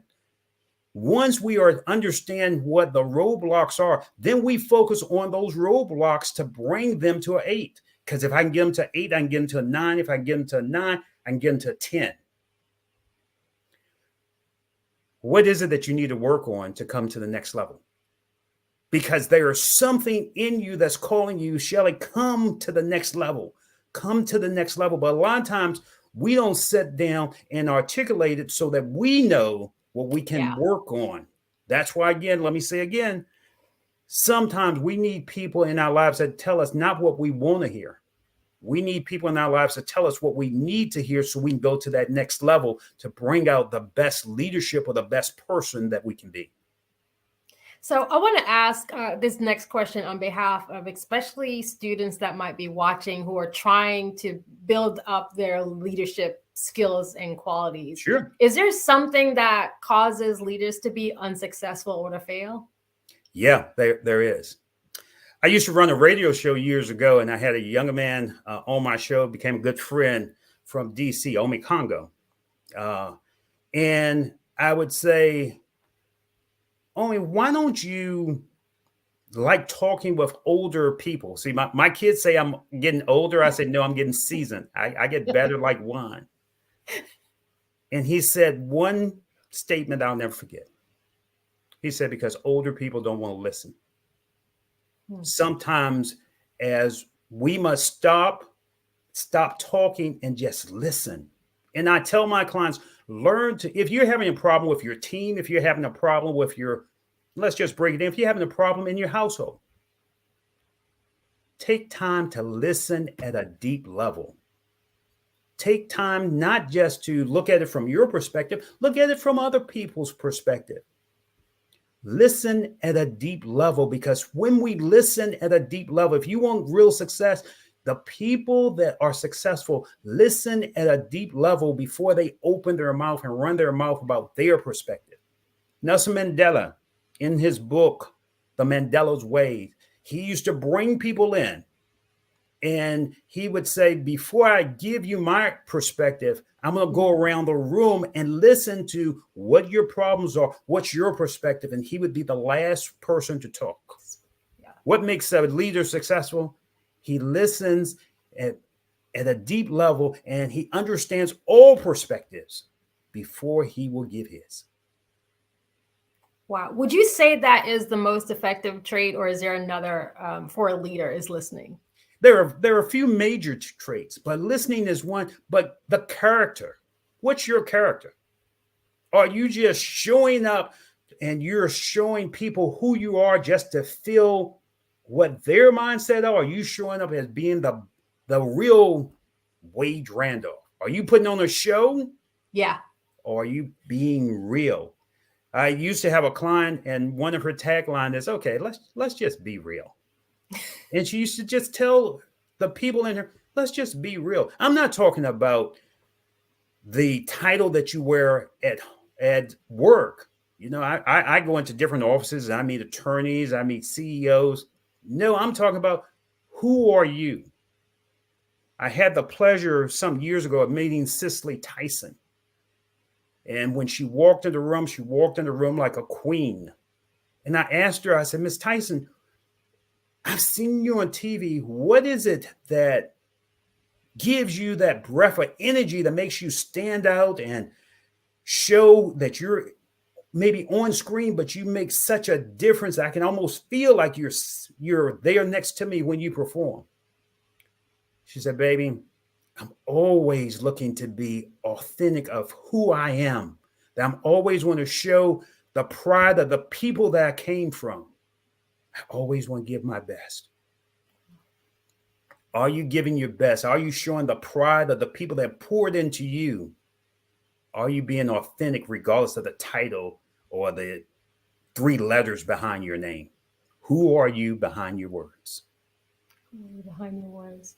My next question is, I want to know what you would suggest is if someone wants to grow, or first of all, if anyone wants to grow their leadership skills, y'all need to contact Wade. Let me just say that, okay? And I know our producers will come on and tell me if we got time, because I do want to ask you about your book. But is there from your perspective, what would you suggest if someone wants to grow or strengthen their leadership skills? So let me give you a brief. Questions are the steering wheel of the mind. Ask yourself, don't let your mind run wild. Get away from that television. Ask yourself a better questions. Questions are the steering wheel of the mind. So here's why I tend to help my clients develop. We look at what's your mindset. 2 things will affect a person: mindset and skill set. mindset and skill set. And first, what we work on is mindset. So here's why I train my clients to ask them a question. The number one question we always work on is, who are you being right now? Who are you being? Are you being the best Wade, Randolph, and Shelley that you can be in this moment right now? Or are you being less than that? Remember I said earlier, what gets measured gets mastered. So just take a moment and start asking yourself, who am I being right now? What do I want to be today to bring out the best in me? What is it I need to do to make a difference today to bring out the best in someone else? Questions are the steering wheel of the mind. If we start working on your mindset, then we can work on your skill set to bring you up instead of leaving you where you are. Does that answer your question? That definitely answers. And also, y'all need to get in touch with Wade. That is. So can we, I think we have time. I do want to talk about your book. I think when I met you the last time, I was like, I've got to ask him more about the book. And so the book is called How to Lead During Times of Change, Challenge, and Chaos. And I was just curious. So first of all, what led you to write the book? Because realistically, in this 45-minute segment, I can't give all the information that I know. This has taken me 18 years to develop and tell you the Wade Randolph that you and I will talk with next year will be a different person. Yeah. What brought me to write this book is because realistically, I wanted to leave people with a sense of what my mindset is.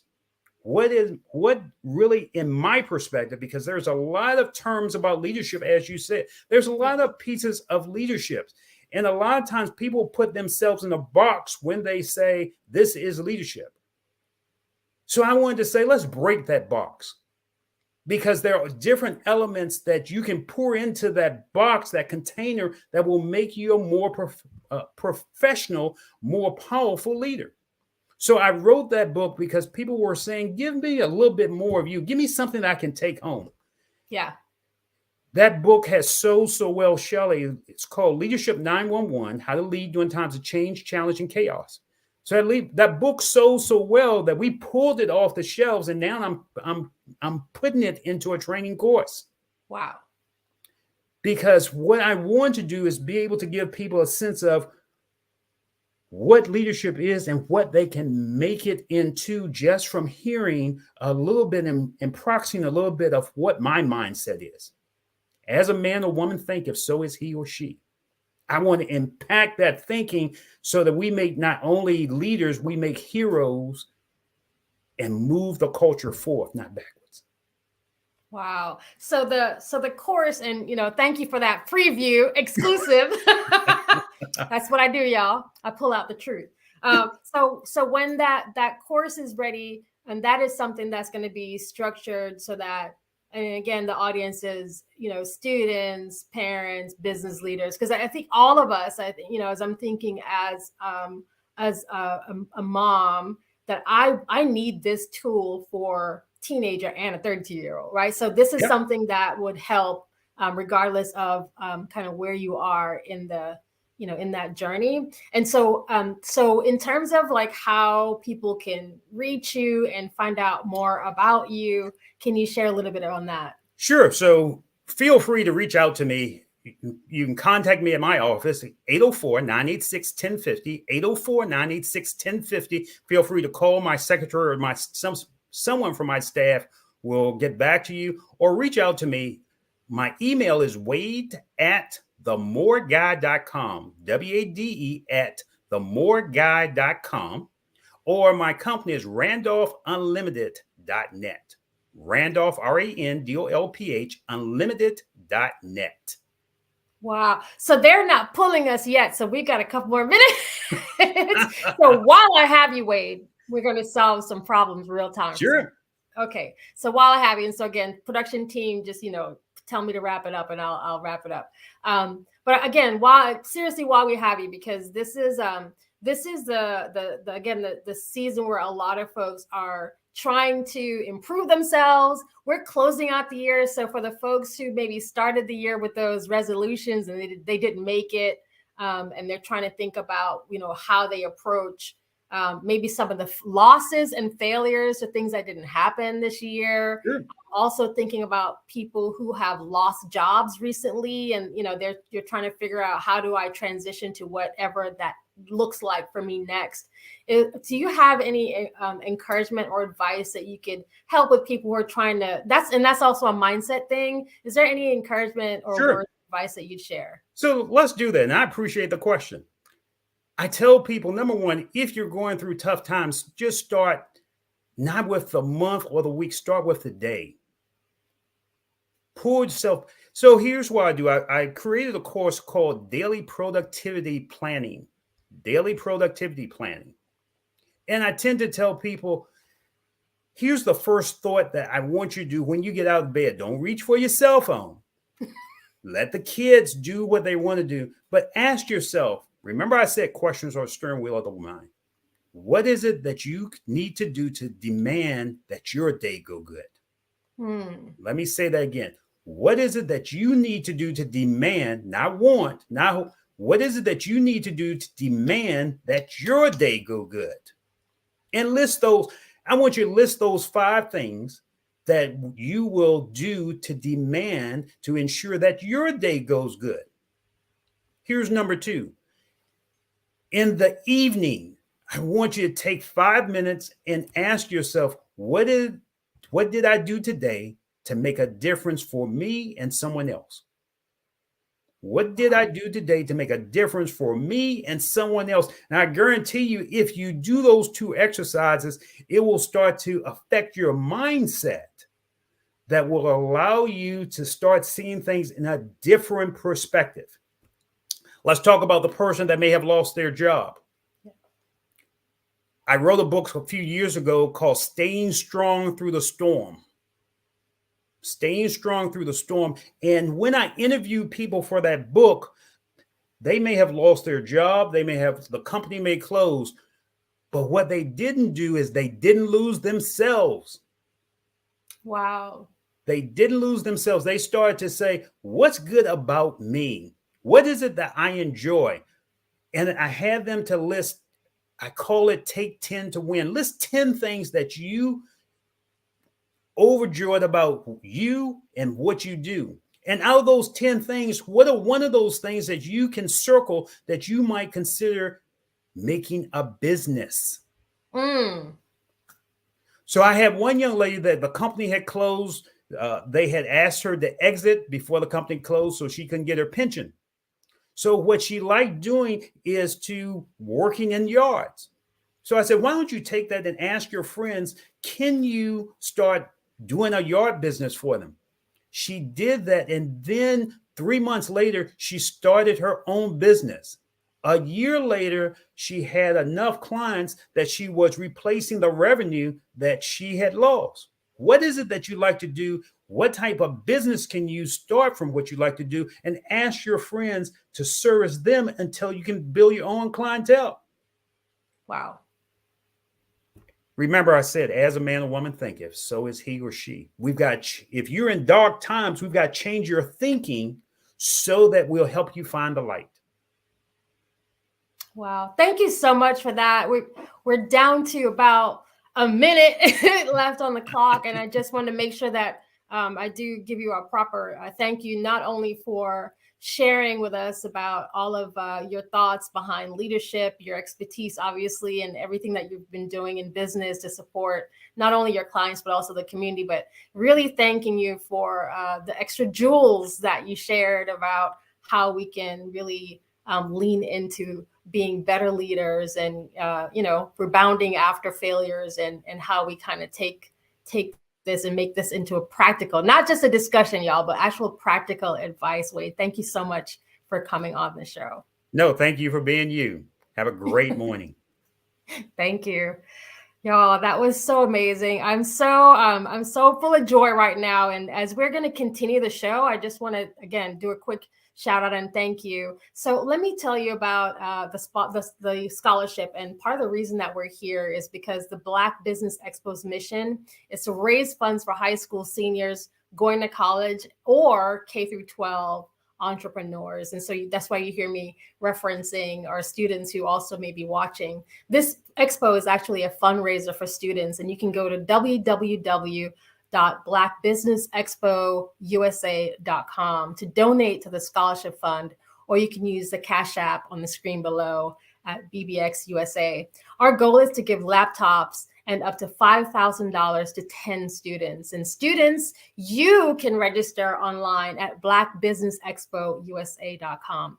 Every dollar counts. So we want to remind you to donate to the scholarship fund. And I also want to take some time out to thank our Black Business Expo USA sponsors for this month. And so I'm going to read this list because I want to make sure that everyone's recognized. So NC 100, Moody Capital Partners, Suede Soul, Lotus Richer Coaching and Training, Carolina, Virginia Minority Supplier Development Council, Step Management, BHS and Associates, Hello LLC, Margie McLean Foundation, Inc., Genius is Common, Earth Essentials, Mullane Shawnee Global, 5-Star BDM Media, Executive Women's Success Institute, The Quality Coaching Company, Superwoman Business Services, Creative Force Studios, Lee Entertainment, Artistic App Design, and Black Business Expo USA.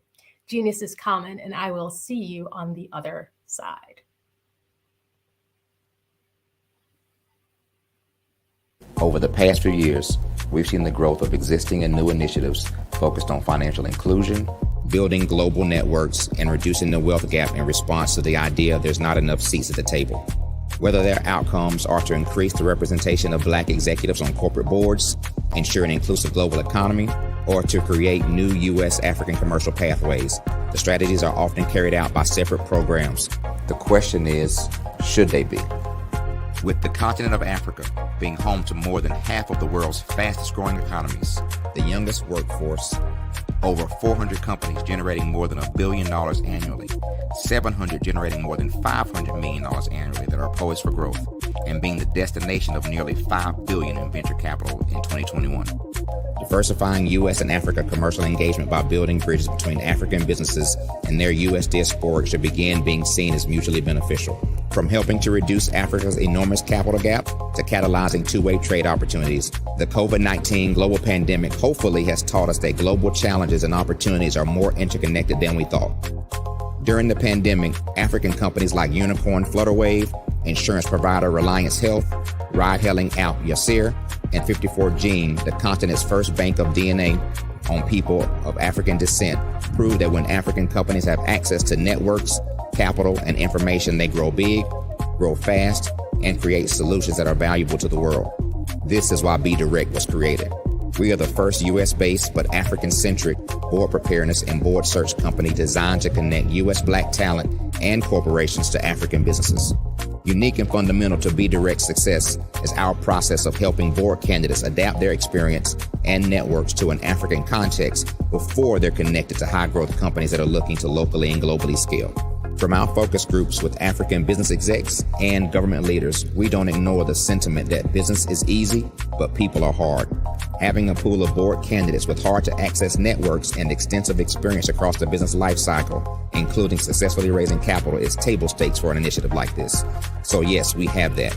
But corporate or entrepreneurial success in the U.S. does not guarantee success in Africa. Developed alongside industry partners on the continent, our training program, Be Direct Prep, is designed to transpose their experience to create cultural comfort, understanding, and a commitment to helping businesses in Africa scale. Our board governance sessions are African continental and country specific, integrated with cultural awareness and dexterity training, masterclasses led by African industry execs, and mentoring coaching from African continental-based facilitators. But even more unique to Be Direct Prep, we cap off our training program with an immersion trip to help candidates that have not been to Africa before see and feel Africa's complexity and opportunity from African soil. We all know traditional network-based board placement has historically left a lot of us out of ever really being in the paid board pipeline. Our strategy supports the work of many great organizations that are successfully filling seats at U.S. board tables by creating more tables for those that are still left on the sideline. It's time to start seeing the role and value of U.S. Black talent and businesses on the continent of Africa differently. old perceptions and habits limit economic inclusion. Let's transition Black talent and the African businesses they will support from the periphery of the global economy to its core. Living in a global lockdown, we all know now how fast local and global economies can change, and see the value of having businesses that hire, strengthen local value chains, and even grow globally. Status quo in any form holds back progress.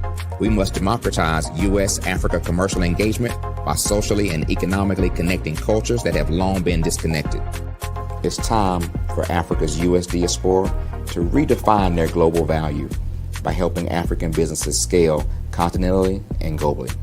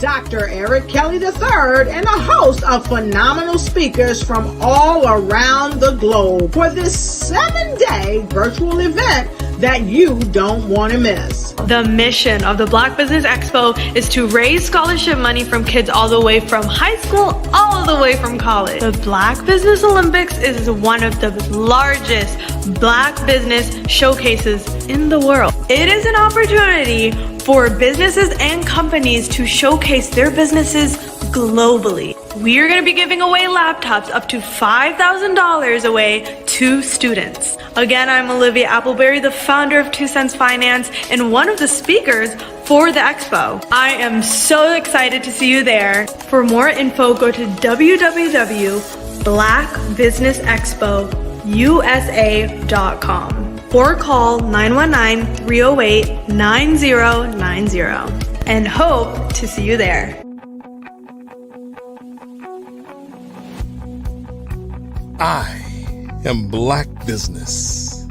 From the moment I wake until the time I sleep. Yes, I am Black business. I am Black business. Tell me, are you Black business? I am Black business. Do you support Black businesses? Listen, I support Black business because I am Black business. Black Business Expo, one of the largest business showcases in the history of Black business in the world. The world. Sign up today at www.blackbusinessexpousa.com or call 919-308-9090. I am Black business. I am Black business. From the moment I wake until the time I sleep, I am Black business. I am Black business. Are you Black business? I am Black business. Do you support Black businesses? I support Black business because I am Black business. Black Business Expo, one of the largest business showcases in the history of Black America in North Carolina. Sign up today at www.blackbusinessexpousa.com or call 919-380-9090. I am Black business. I am Black business. From the moment I wake until the time I sleep, I am Black business. I am Black business.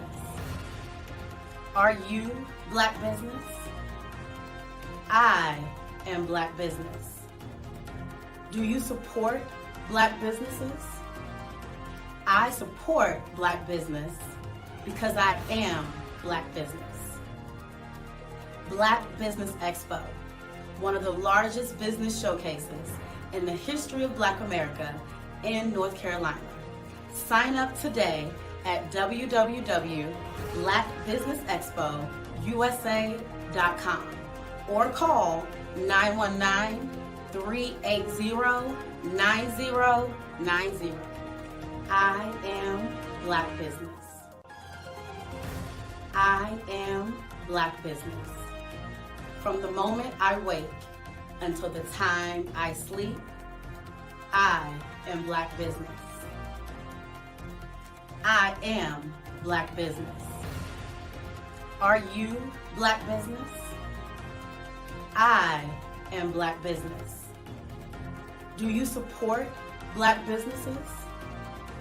I support Black business because I am Black business. Black Business Expo, one of the largest business showcases in the history of Black America in North Carolina. Sign up today at www.blackbusinessexpousa.com or call 919-380-9090. I am Black business. I am Black business.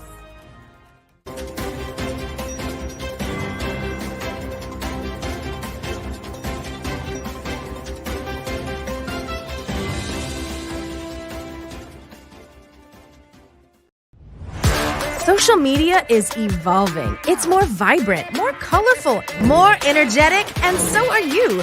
It's not just photos anymore. It's video, it's audio, it's subscriptions. And now there's Fanbase, a new monetized social network. Fanbase delivers the complete native app experience with full content monetization for every user. No algorithms that shadow ban your engagement or growth, and no ads. Follow anyone for free and subscribe directly to your favorite creators for $4.99 a month. Plus, show some love by tipping on any post. Also, make a Fanbase page and monetize your content the same way.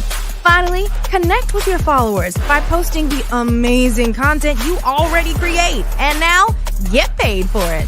It's time to energize and monetize, because everyone's a fan of something and everyone has a fan base.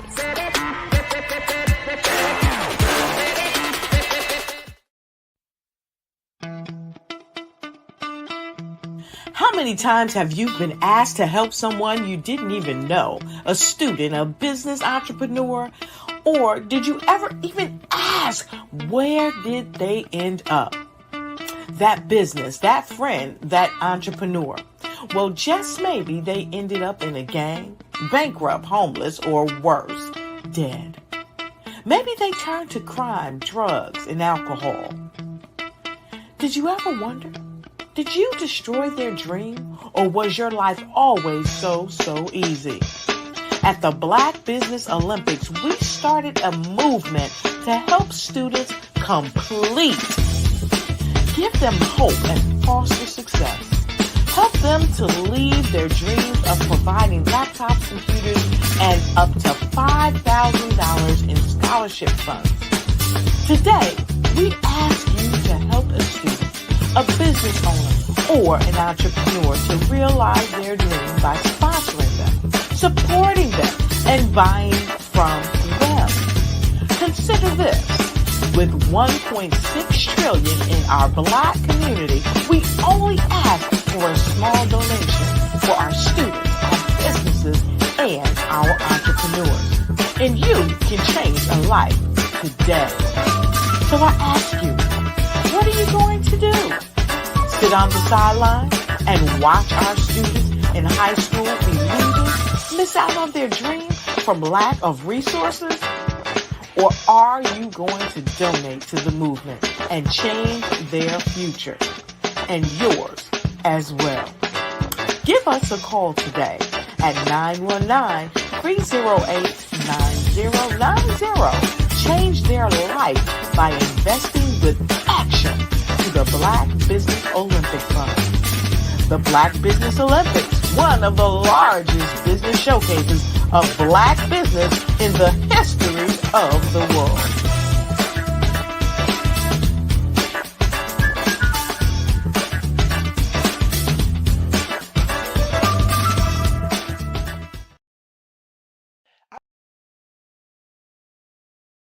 I'd like you to imagine with me, if you will, opening an app where you can collaborate with like-minded individuals from around the world, get inspiration and in-app tools to launch and grow your business, as well as share your knowledge and earn compensation, all in one app. Well, the name of that app is Truso, short for Truly Social.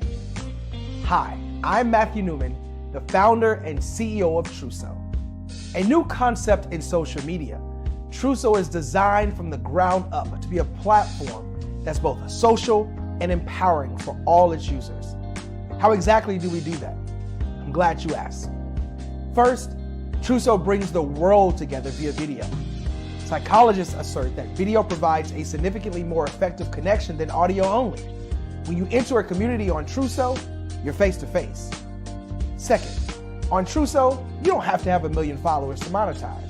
Our business model allows all hosts and moderators to monetize, no matter the size of your following, by 1, producing fee-based content, and 2, inviting others to join the platform as subscribers. Even more, Truso has an in-app resource library with over 100 free resources, forms, and documents to help you build your brand and grow your business. Third, Truso is inclusive. The deaf and hard of hearing communities make up 360 million people worldwide. Unlike audio-only apps, Truso embraces its community, providing a networking platform that allows them to participate via video and closed captioning.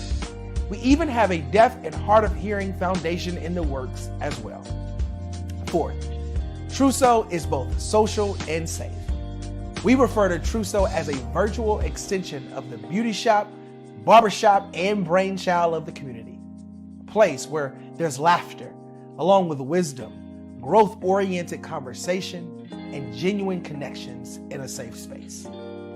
Truso even has proprietary security to ensure we maintain a safe environment for everyone. Where are we at now? Truso is live, y'all. We've launched in beta, and we're acquiring users daily. We have an incredible development and marketing team, plus amazing celebrity influencers at the table, helping us spread the word around the globe, beginning within the African diaspora and beyond by creating a safe space for growth, connection, and collaboration. We're truly excited about Truso.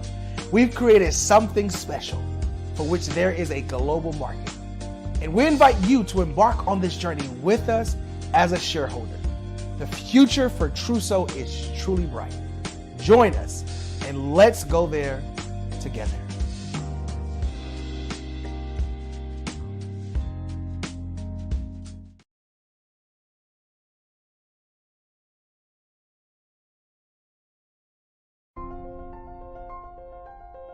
What if you could build your own city?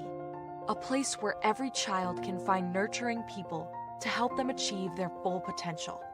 A place where every adult can access job training support. Where health education is abundant.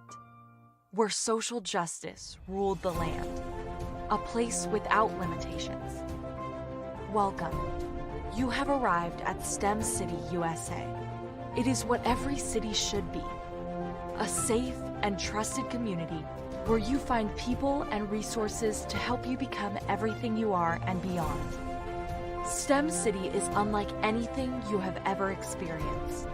It is a digital twin of the world around you, only better. STEM City is about energy and soul renewal. It is more than a digital world. You can almost feel the power of live cultural events, music, and theater. STEM City promises a better future for children with caring mentors and hands-on activities with dedicated tutors to support our youth. STEM City is your passport to a healthy lifestyle, with weekly events addressing our community's many issues. STEM City is your financial well-being, with helpful information on wealth management, career advancement, job training, and so much more. STEM City is the community you deserve. It is the city where your dreams can come true. STEM City USA, a place in the sky that is accessible to all who reach for the stars.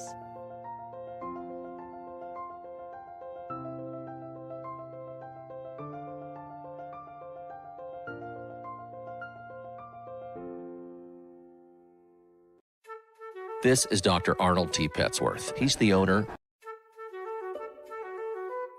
This is Dr. Arnold T. Petsworth. He's the owner of Petsworth Vet World, a veterinary clinic in Hopton, Connecticut. His patients include dog, cat, frog, fish, Goldie, dog, and this alpaca. Due to doctor-patient confidentiality, we can't tell you their names. Business at Vet World was steady, and then quarantine hit. Neighbors brought new four-legged friends into their homes. Bunnies. Bunnies everywhere. Dr. Petsworth welcomed these new patients with open arms. The only problem? There were more appointments than he could manage.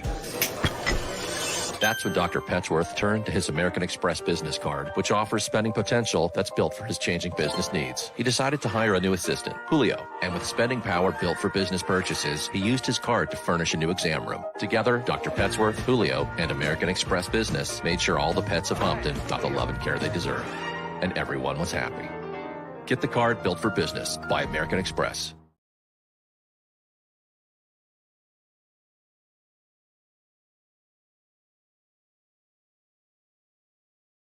Follow the Brand TV broadcast host, Grant McGaugh, as he visits with top executives and entrepreneurs to find out their secrets of success with their personal brand. Follow the Brand TV broadcast host as he focuses on brand development to build better relationships, bring value to your business, relationships, and career. You will enjoy listening to each episode that is tailored to speak to you directly. If you're looking for this type of clarity in terms of building your brand, you have tuned into the right station. Each episode will help you to shape a conversation in the 5-star BDM network of 20,000 professionals and become a springboard for your corporate engagement and business opportunities. Each guest will frame their story in the areas of personal branding, business development, career development, financial empowerment, and technology innovation.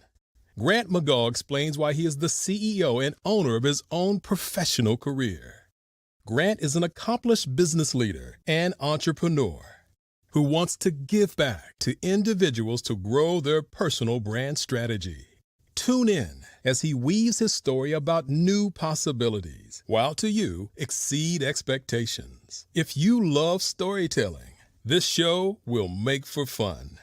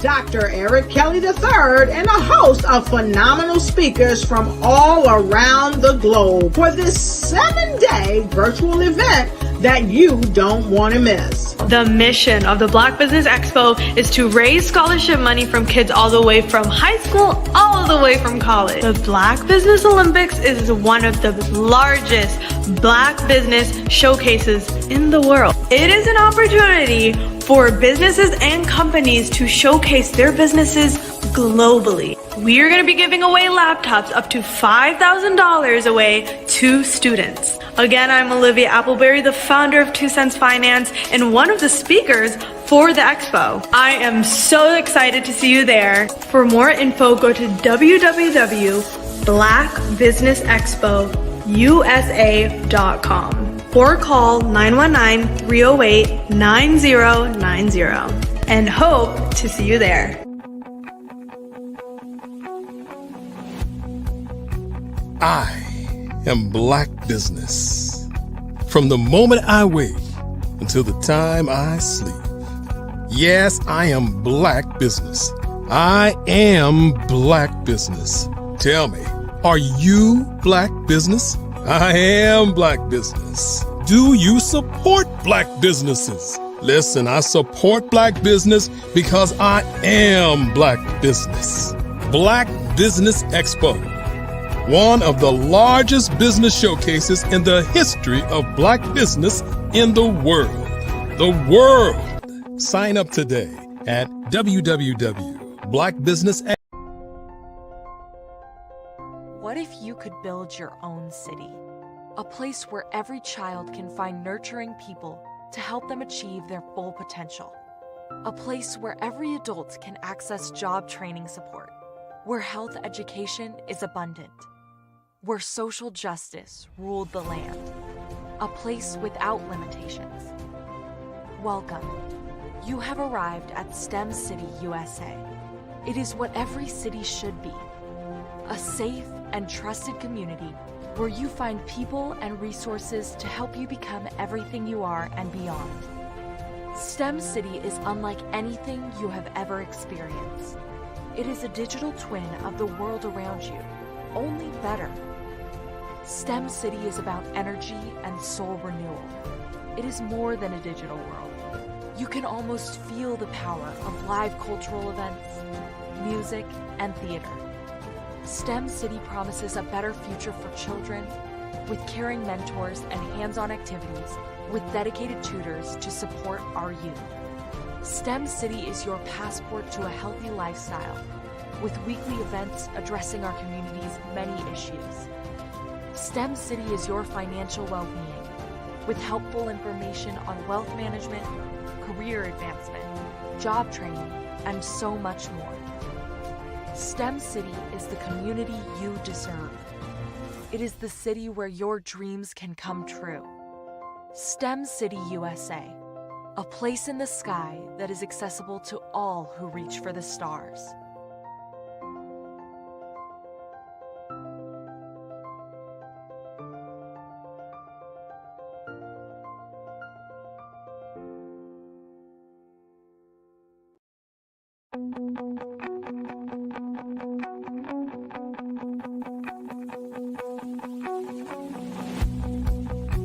I am Black Business. From the moment I wake until the time I sleep. Yes, I am Black Business. I am Black Business. Tell me, are you Black Business? I am Black Business. Do you support Black businesses? Listen, I support Black business because I am Black Business. Black Business Expo, one of the largest business showcases in the history of Black business in the world. The world! Sign up today at www.blackbusinessexpousa.com or call 919-308-9090. I am Black Business.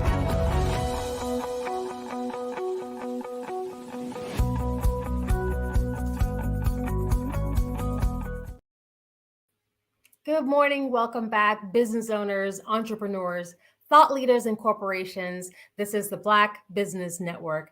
My name is Shelly Jeffcoat, also known as Mrs. Pie, and I'm your business moderator for this morning on the Black Business Network. The Black Business Network is a 24-hour business network that showcases talent, Black businesses, business owners, entrepreneurs, and thought leaders worldwide. We have speakers chiming in from cities all across the United States, London, Singapore, Africa, and Japan. And you should know that the Black Business Network is a global community sharing its business knowledge to empower, inspire, and educate businesses about business. I'm really excited that our next speaker that's joining our show is one and only Dr. Barbara Wright. She is a pioneer in grant writing, and I'm so excited to hear more about all and everything that she has to say on this particular subject.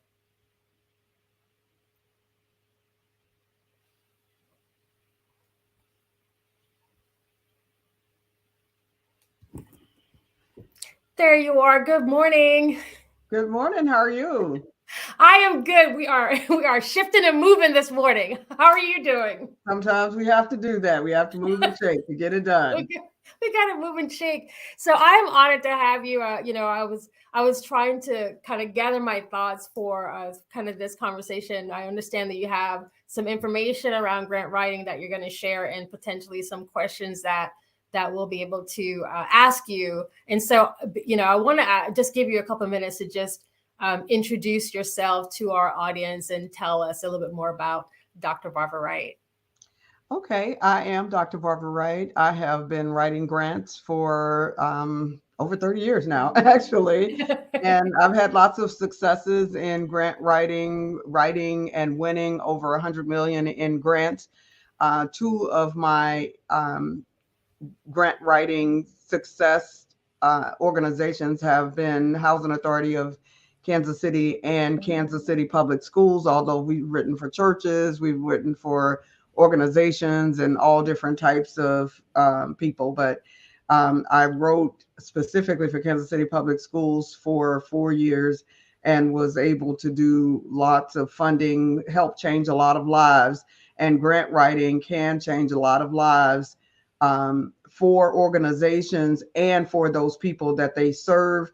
My slogan is that I help manifest millions for missions who are providing miracles to many.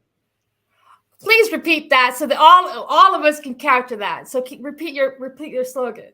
Okay, that slogan is my 10 seconds, my 10-second elevator speech, which all of us need.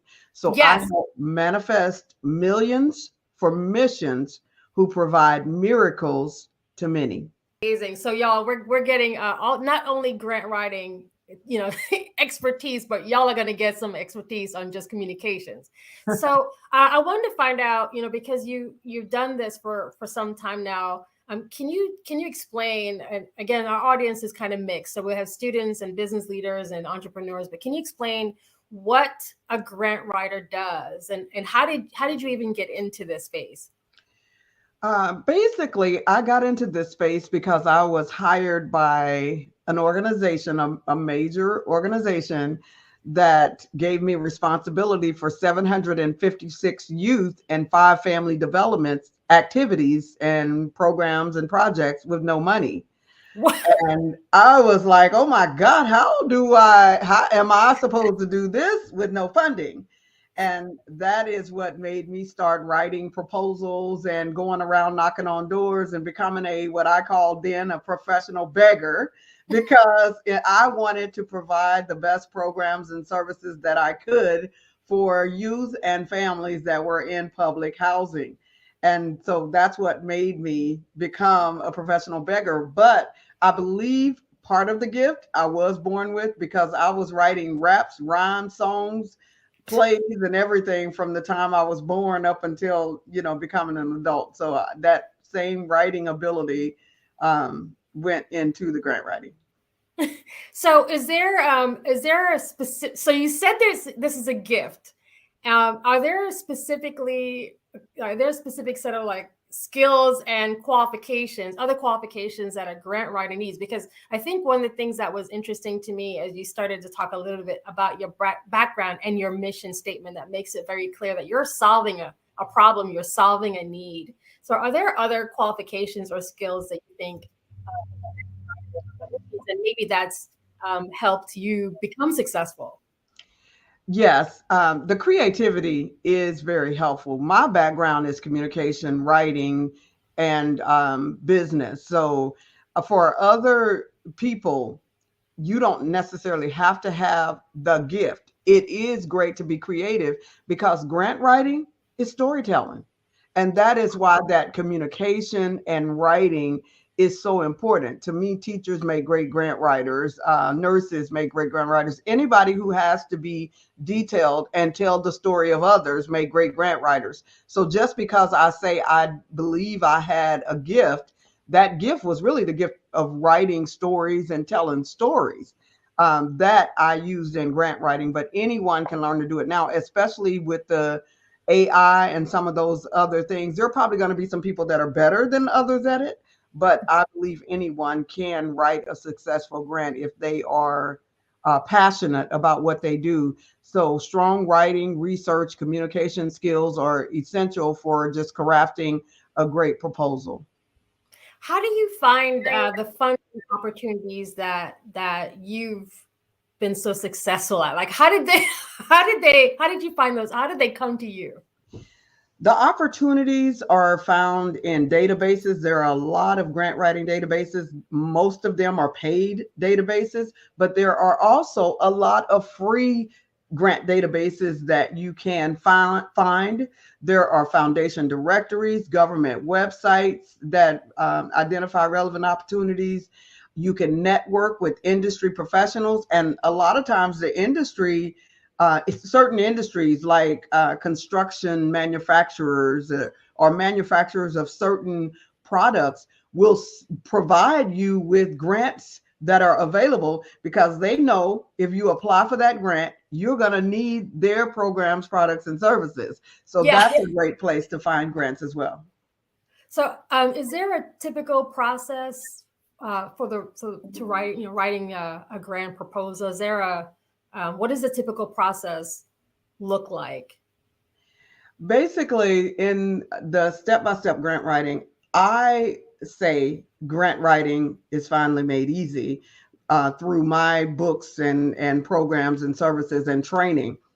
The reason that I say that is because in writing grants, there are 4 goals and there are 4 sections to any grant. So the 4 sections to any grant, no matter what grant it is the executive summary, that narrative, which is that story I talked about, the budget, the cost, and which is your cost, and then your proof, which is any attaching documents that they ask you for. Almost any grant in the world is going to have those 4 sections. And then there are 4 goals of the grant writing team. And the one goal is to build your collaborative of partners that's going to help you in getting the grant done, because no man is an island. So it's better to work together. And then once you do develop that team, selecting the members that are going to help you write the narrative, because it is a collaborative effort. And then selecting who is going to do what. That's number 3. And number 4 is the Nike. Just do it. Get it done. Implement it. So that's, to me, if you learn those things, it takes the fear out of grant writing. So this sounds like there's a lot more structure involved. And I think what a lot of us might take for granted outside of, what you actually do. That's why you're the expert and you're doing so well at it, is that there is a structure to what you actually do. And you talked about collaboration. I just want to pull that thread a little bit, if that's okay. Sure. What makes it so successful for you as you are talking to your potential clients? Is there something that as you're reaching out, is there specific types of organizational projects that you tend to go for, or how do you make that work? I like education. I like healthcare, and I'm starting to work more with environmental initiatives. That's not my favorite, but I am starting to work with those. But for those who are listening, things don't just happen. Most of the grant funds are available because there are shifts in political power. There are shifts in the pestle analysis. And what I mean by pestle analysis, there are political concerns, there are economic concerns, there are social and cultural changes, there are technological changes, there are environmental changes and legal changes. That's that pestle analysis. So when you are writing grants, you have to think about what is happening politically. When I first started my business, my first business was a childcare center. And boy, we did so well. I thought I was a great business owner. I'm like, ooh, I'm good at this. But what I realized is that the Clintons were in office at the time. Now I know the Clintons were in office, and they were, Mrs. Clinton was promoting It Takes a Village to Raise a Child. So there was lots of funding in there. Well, today, the areas that are being funded is workforce development and housing, which is one, education improvement. There was a big push for equity and inclusion, and that is not just for Black and Brown, but that's for disabled, that's for rural, they've added a lot to that equity and inclusion. And then there's mental health and there's STEM. So those are the areas that are being funded. So I tell people, do you want the areas where money is being poured, or do you want the areas where money is dripping? If you want the areas where money is being poured, those are some of the areas. Now, there are some developing areas that are coming up that are going to take over. And I'll stop here in a second, but those are what I call the 4 harm, because I'm an acronym type person. And in order for me to remember some of the things that are going on, I have to put things in acronyms. So my 4 harm, the 4 is the finance. That's the F, the finance. There's finance, healthcare, there is retail and manufacturing. Those areas are being disrupted by technology. So things are about to change in those areas. So there are grants in those areas. So again, that is finance, that is healthcare, that is retail and manufacturing. If you're in any one of those areas, just know that there are grants, there's funding, there's all types of upheaval in those areas because they are being majorly disrupted by technology. Can we touch a little bit on some of these changes that you mentioned AI at the top, and so in terms of the technology advancements that are happening, and then also the legislation changes. And I wanted to ask you about how you stay, I don't even want to say current, because you can't be current because things are always changing, but how do you, how are you pivoting to those technological changes with AI? And then my second question is, how are you staying on top of all of these legislative changes? By the way, for those of y'all who are listening, this is why she's an expert, and I'm asking her questions that maybe she's the only one that can answer. So yeah. So how do you manage those two things? I like the way you're asking the question, because you are asking it for me, because I can't say for anybody else. I can only speak for Dr. Wright.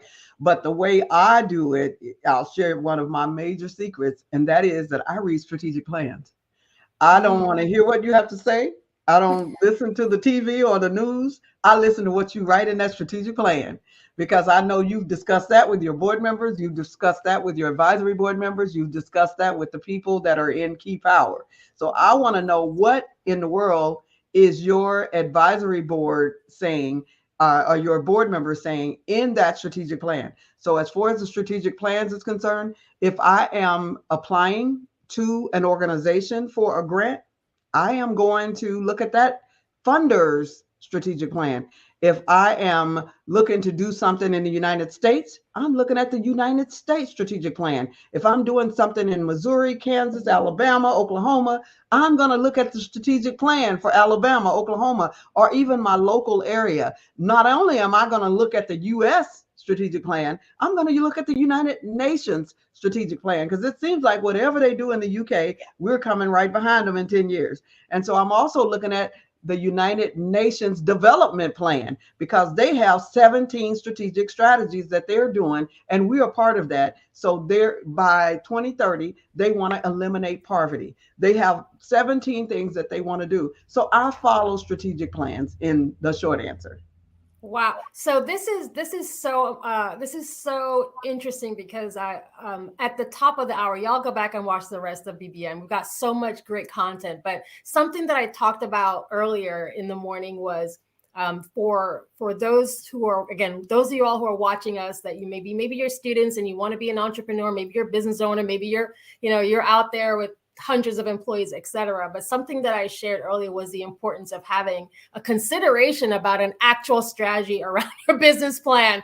And so what Dr. Wright is talking about here is, again, just supporting that. It's not a theory. We've been in business long enough to know that you kind of need to have that. It's not a nice to have, it's a must have. And so I want to follow up a little bit on when it comes to securing funding and your success rate and your track record as a grant writer in securing funding. What is that like for you, your success rate? And also, I definitely want to make sure we have time to talk about your books that I heard you mention. So I want to touch on some of the other resources and things. So what have you been, we're going to be, listen, I'm going to be very blunt right here. I'm puffing her up because she deserves it. She absolutely deserves to be, so share some of your wins and your success with grant writing with us. As far as grant writing is concerned, a lot of it depends on who you're writing for. There are certain organizations that you're going to have a much better success rate with. And what I decided and I determined from working with all different types of organizations is there are organizations who are ready for grant writing and there are organizations who are not. And for those who are not, you only have a 25% chance. I don't care how good your grant writer is. For those of you who are ready for grant writing, you can have as much as an 80% chance. And what do I mean by ready? I mean that those organizations have already registered on sam.gov and grants.gov, who used to be combined, who have recently broke up. They're no longer married on one website. So you have to go to 2 different websites to register there. For anybody who hasn't done it recently, you'll know what I mean.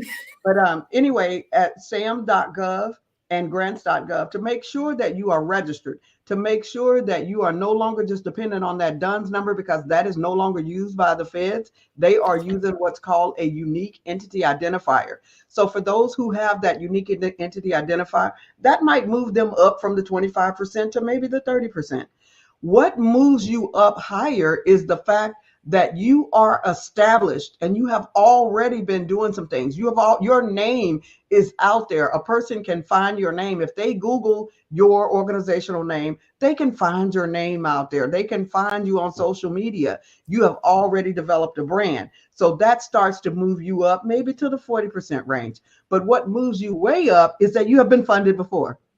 So one of the best things to do is to get someone interested in funding you, no matter how small that amount is, because that moves you up to being funded. Now, one of my clients in Quincy, Illinois, I wrote her 501c3 last year. And last year, by the end of the year, she was already funded. Wow. Because, it takes time for them to get the 501c3. And she was funded a total of 1.2 million guaranteed if she dots every I and crosses every T. And then it could be funded for as long as 40 years, because that's the sunset on that particular grant. I have people that with Kansas City Public Schools, I wrote a grant years ago. They're still getting that grant. It was about $4.5 million a year. They are still getting that. I wrote a grant through VOCA, Victims Against Crime, the Victims of Crime Act, I believe is what it is. And they are still getting that grant, a Head Start grant. They're still getting those grants today. So sometimes you can write a grant and you can be long gone as a grant writer, and these people are still benefiting. That's why I don't understand why people don't like to pay the grant writer, because if you get one that can really help you, you may get that grant for years. But now I'll tell you about Kansas City Public Schools. When I went to work for them, they had not had a grant writer for 9 years. So we had no protocol. We really didn't have policies and procedures. So I had to first set those up, policies and procedures and protocol, and who I would help this week and who I would help next week and all of those different things. And then we didn't have the greatest name, honestly, because we did not have our accreditation. We had 4 social workers for 16,000 students. We had all kinds of issues. So it was rectifying some of those things, and it was putting a face with the name and taking Kansas City out there and turning us into something that we weren't, to where people would start to fund us. One guy told me, we haven't funded you. This is a major national organization. If I called their name, you'd know it. So we haven't funded you in 30 years and we're not about to start, and after I got through massaging and loving on them, they only get $1 grant a year. They gave us 3 grants in 1 year. 2 of them I asked for and gave us an extra one to build capacity. So your relationships is going to determine how closely you move to funding. So no, Dr. Wright don't guarantee anybody anything, because there's so many different caveats that determine whether you're going to get funded. But if you have been funded before, you are closer to that 80%. If you've never been funded, you're brand new out the gate, 25%. And see, y'all, this is why, like I said, call it what you will, but this is why I wanted to make sure that this is on record, on this live, and y'all catching it in the replay, that when you're working with a grant writer, first of all, is understanding the value of a grant writer, but, there are successes because they're measured by success as well, that you want to make sure that you're working with someone that has proven success, not just marketing, not just great marketing, because that won't help. And I wanted to talk about the tools and the resources and everything that that your company, that you're offering to potential clients. I just want to make sure that we capture that as a part of the conversation. Then I'm going to come back with some other questions, hoping we have more time. But can you talk some more about you mentioned books? I caught that part. So, tell us about some of the things, tools and resources that you have. Okay, I am a nonprofit, so all of my tools and free resources are on certifieddreambuilder.com. certifieddreambuilder.com. I have 25 books that I've written on topics that are where money is pouring, not dripping. Those books are grant writing for domestic violence, grant writing for reentry, grant writing, getting ready for grant writing, because that's where most of us have problems. We're not ready, and we think we are, but we're not. So helping people jump through those 7 phases to get ready for grant writing. I've written a lot of do-it-yourself books. So those are books to help people do it themselves. I also provide free grant writing training on Clubhouse and Zoom every Monday and Thursday at 10 a.m. Central Time. So those are free workshops that anybody can come to live on Zoom and on Clubhouse by audio for free. And on my website at certifieddreambuilder.com, there are a list of all of those free resources that I have put on there that are free for you to access if you join. They're personal, academic, professional, business, all types of just free resources that a person can get. And the other thing that I developed, because we live in a technological age, I developed 2 apps. One is a grant writer. It actually writes a grant writing template for you that you can turn around and use in AI to perfect your customized grant template. So no longer are you having to write it yourself. It's on iOS and the Android platform called 1 Hour 2 Grants and 1 Hour 2 Funds. That's the number 1 and the HOUR 2, the number 2, the digit 2 funds. 1 Hour 2 Funds, 1 Hour 2 Grants. Because if you have all of your information gathered and you can enter that within an hour, you instantly print out a full 15-page, up to 15, 20-page grant for your customized for your organization based on the answers that you give. And what it does more than anything, it helps you to organize everything that you need to organize to be ready to walk through the funding door. And that's what most people have trouble with. They don't know how to organize. This app makes you answer those questions before you walk, that you have to answer before you can walk through the funding door. So those are the things that I do offer, is training, apps, workbooks, do-it-yourself workbooks. That is an overwhelming amount of access and resources, and there's a lot of free information, which quite frankly, I gotta be charging y'all. Okay. Trust me when I tell you that this is so valuable for, again, there are a lot of individuals who want to, they want to start a nonprofit. They're, felt the passion and the purpose and all that. They're trying to figure out how to get the grant writing. If you don't have access to a Dr. Wright, you can still access Dr. Wright through all of these resources. And can you say that website one more time? It's certifieddreambuilder.com. Certifieddreambuilder.com. Thank you for that. So I'm watching the chat to make sure we don't go over in time. Production, y'all tell me, because I have more questions for Dr. Wright when it comes to grammar. And I also want to make sure that we give you time to, to share anything that we're not missing anything from your perspective. So I wanted to find out about, you mentioned we're talking a little bit about understanding, grant writing, not just from a U.S. perspective, but the fact is that you have your eyes and ears to what's happening in other locations, UK, etc. And you talked about some of the things that happen in the UK and how it impacts the US. And so I wanted to find out how, or if you work with organizations in different geographical locations, because obviously we are a global program today. And so how, do you work with folks outside the US, and how is that process? Is it different from what you do in the US? And can you just talk to that? There are lots of regulatory requirements internationally. We have our embassies. We have all of these different regulatory requirements that they have to jump through. So when I am working with national and international organizations, or even if I'm just working with local organizations, we are checking those regulatory requirements. In my 7 phases of getting ready, the regulatory requirements is the second phase. So whether I'm working with someone right here in Kansas City, right with me, I'm checking regulatory requirements. Or whether I'm working with someone nationally or internationally. I met with 19 African countries. It was one of the best days of my life. When they brought on the music, and I was just like, I felt like I was just right at home. It was, I felt like I was right at home because it was just so amazing. And what I find is people are people, and some of the same games that we play in the US, they play them everywhere. So you have to be definitely aware of what's going on in your territory.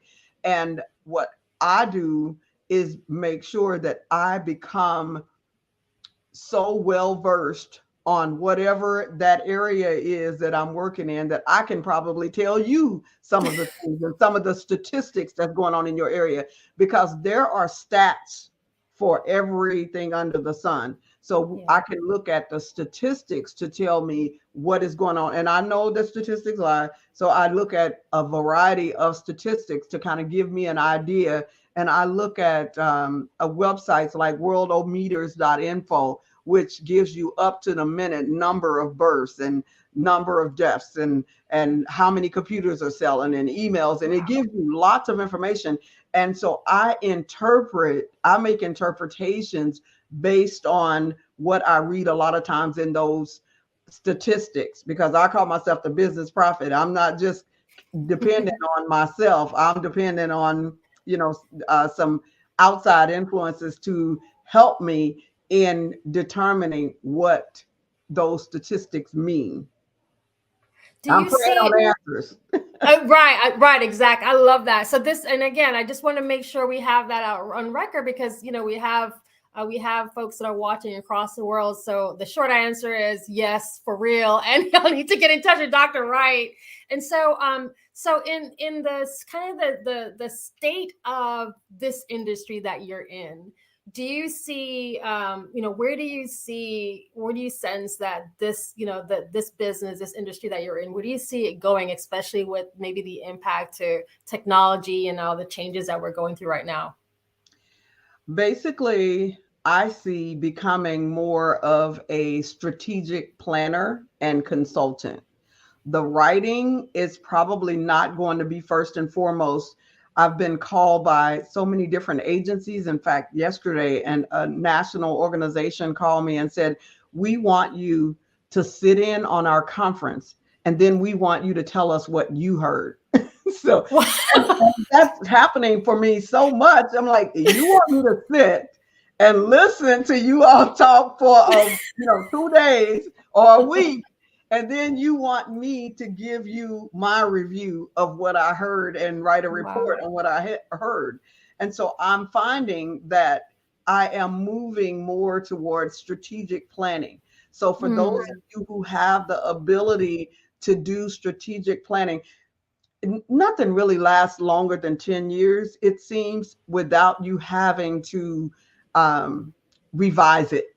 And so whatever we're doing, if you're starting a business and you realize that it's not like it was in the past, to where we didn't have so many changes, to where you could start a business and you know that you was going to die with that business. Yeah. It's not like that anymore. When I was teaching high school, I taught high school business education, personal finance, all of the computer classes.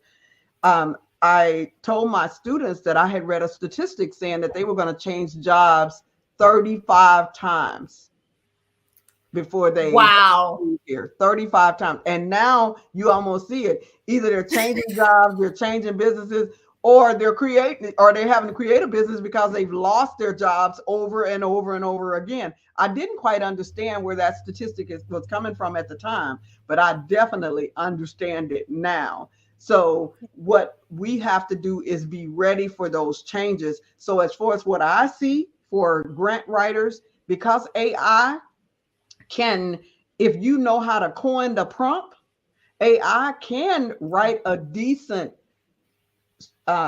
basic grant, but it's not ready to be submitted.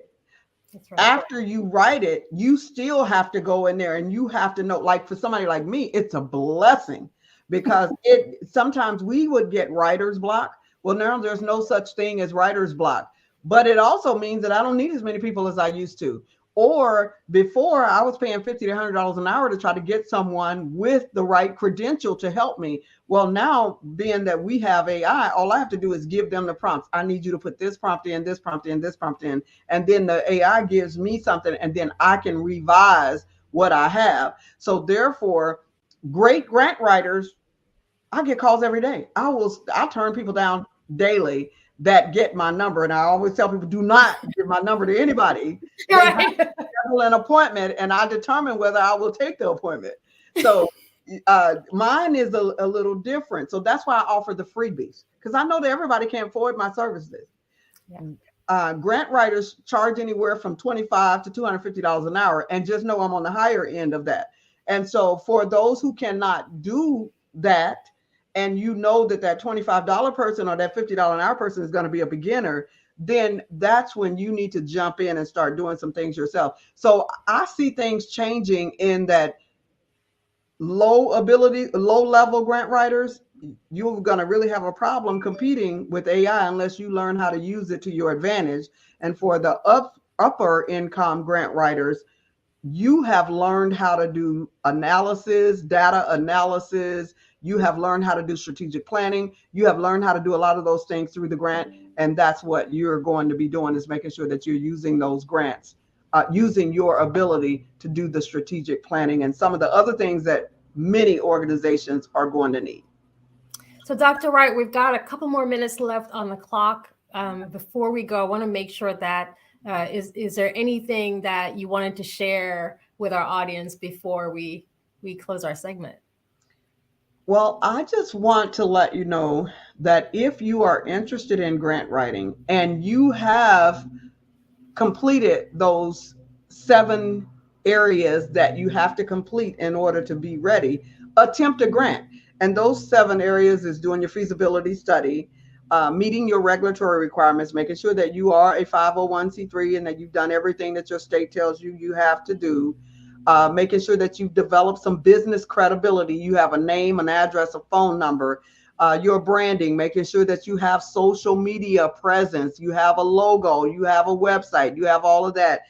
Number 5 is making sure that you have some partners, that you are developing these partnerships. 6, that you have the 3 types of budgets that you need, which is your organizational budget, your project budget, and your strategic planning budget, which projects out 5 years. And number 7, that you have trained your team. If you have done those things and you are ready, go ahead and make some attempts at grant writing.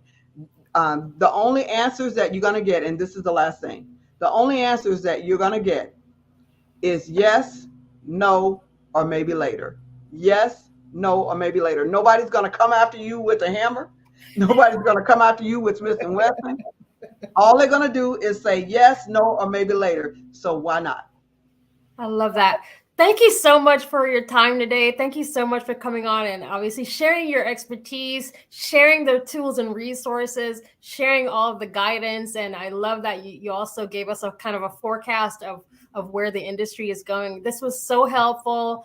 So there's a question that came in for you. How can Black business, how can we help you? How can we support you? Oh, that's beautiful.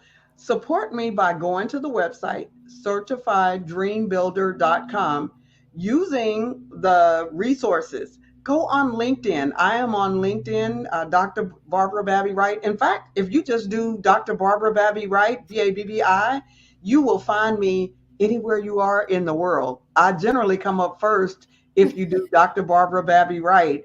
If you do Dr. Barbara Wright, KC, I should come up first, and you will see my websites. You will see all of the different things. So support me that way. Befriend me on LinkedIn, Instagram, Facebook. I'm on all of those, Twitter. I look forward to some of you saying that this helped you. Or if you got critiques and I need to do better, I'm willing to do that too. I love that. So now I got another question that came in the chat. She's got people in the streets, y'all. So another question that was asking, how has the Black Business Olympics helped you? You know, I love the Black Business Olympics because it gives me that national presence. And one thing that I read the other day is the fact that I am allowed to do keynotes on here. I love the panel discussions as well, because I've been doing this so long until I pretty much have some answers. But I love being able to do the keynotes, kind of like Warren Buffett. He was always afraid to speak in front of people. I always had these issues. I'm like, well, I don't look like this and I don't have this and I can't. And I was always afraid. Well, now every opportunity, like Warren Buffett, when he went to the Dale Carnegie training, and that's how he learned to not throw up every time he spoke in front of people. This gives us that opportunity to share what we do on a larger platform. So I encourage this platform for anyone who is a speaker. Take the opportunities, just like Warren Buffett did. In fact, after Warren Buffett went to Dale Carnegie, he decided, hey, I'm going to ask this college to allow me to start teaching. Now, this is a man who used to throw up every time he had to go stand in front of a group of people. But he said, I'm going to stand in front of people and I'm going to start teaching the things that I've learned. And so this gives me that opportunity to stop making excuses, because I never know when Dr. Kelly is going to say, I need you to do this, I need you to do that. And so Dr. Wright has to be ready at all times. And it has forced me to study and to be ready. And I love this platform. Well, and I love what he's doing for youth as well. Absolutely. I was going to say your confidence shows, your expertise shows. Yeah, you know, everything that you're doing. We're so excited. I'm so proud to just have another, Black businesswoman who is, really successful, but also has a heart for supporting our youth again, which is why we're here. We're raising money for scholarships. And so the fact that you would take time out of your day. So philanthropy, like you, is a big thing for me as well. So thank you for taking time out of your day to come and sit with me today and just talk about Dr. Barbara Wright. Y'all, you can Google her at this point and you can find her on all the social media. I will be tagging you later myself just because I want to learn more. Y'all, thank you so much for watching us. I think we're going to close this segment now with Dr. Barbara Wright. Thank you so much. Thank you. And genius is coming. Genius is coming. All right. Wasn't that amazing? I learned so much in that segment. I just want to, remind you that we are here to promote a scholarship, and the Black Business Expo's mission is to raise funds for high school seniors going to college or K through 12 entrepreneurs. And this expo is a fundraiser for those students. So you can go to www.blackbusinessexpousa.com to donate to the scholarship fund. Or y'all, you can Cash App, and that's on the screen below, BBX USA. Our goal is to give laptops and up to $5,000 to 10 students. And students, you can register online at www.blackbusinessexpousa.com. Every single dollar counts. And so we want to remind you to donate to the scholarship fund. And I do want to take a few minutes just to thank our Black Business Expo USA sponsors for this month. And I'm going to list them out. This is so important. So NC100, Moody Capital Partners, Suede Soul, Lotus Reach Coaching and Training, Carolina, Virginia, Minority Supplier Development Council, Step Management, BHS and Associates, Hello LLC, Margie McLean Foundation Incorporated, Genius is Common, Earth Essentials, Mullane Shani Global, 5-Star BDM Media, Executive Women's Success Institute, The Quality Coaching Company, Superwoman Business Services, Creative Force Studios, Lee Entertainment, Artistic App Design, and certainly not last but not least is the Black Business Expo USA. Genius is common, as they say, and we'll see you on the other side. Thank you.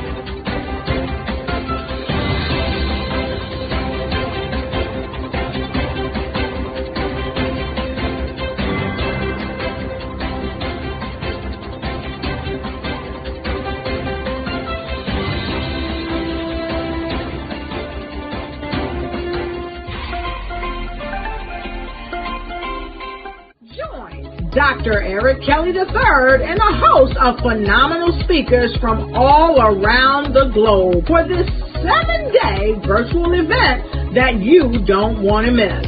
The mission of the Black Business Expo is to raise scholarship money from kids all the way from high school, all the way from college. The Black Business Olympics is one of the largest Black business showcases in the world. It is an opportunity for businesses and companies to showcase their businesses globally. We are going to be giving away laptops up to $5,000 away to students.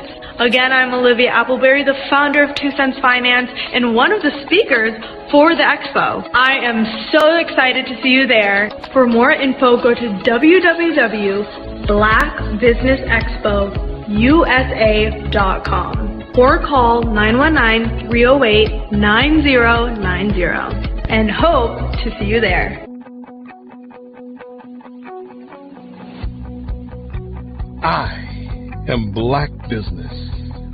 From the moment I wake until the time I sleep. Yes, I am Black Business. I am Black Business. Tell me, are you Black Business? I am Black Business. Do you support Black businesses? Listen, I support Black business because I am Black Business. Black Business Expo, one of the largest business showcases in the history of Black business in the world. The world! Sign up today at www.blackbusinessexpousa.com or call 919-308-9090. I am Black Business. Hello, welcome back. This is Black Business Expo, and hello, business owners, entrepreneurs, thought leaders, and corporations. Black Business Expo is launching what we call the best showcase in Black business everywhere in 24 hours. And I've been on a cycle since 8 a.m. And I'm so excited to introduce the next speaker. So I just want to start really quickly by saying I'm Shelly Jeffcoat. I'm your business moderator for this morning on the Black Business Network. And this is a 24-hour business network showcasing Black businesses, business owners, entrepreneurs, and thought leaders worldwide. And when we say worldwide, we mean it. We have speakers from all across the United States, London, Singapore, Africa, and Japan. And you should know that the Black Business Network is a global community sharing its business knowledge to empower, inspire, and educate businesses about business. I'm really honored to showcase and introduce you to our next speaker that's coming up. And I think you're really gonna benefit from hearing from Dr. Stan Harris. He also goes by Dr. Breakthrough. He's traveled over 3 million miles, speaking to crowds as large as 17,000, while making as much as 47,000 in 1 hour, okay? He's only one of 200 10th degree black belt grandmasters worldwide, and he's been voted into both the Black Belt and Motivational Speakers Hall of Fame.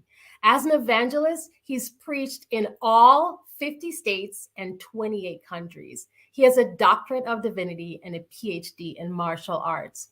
He's built a team to over 1.5 million members worldwide in business, and he's a best-selling author, the founder and formulator of the 21-day Breakthrough Challenge and the 30-day Mental Self-Defense Program.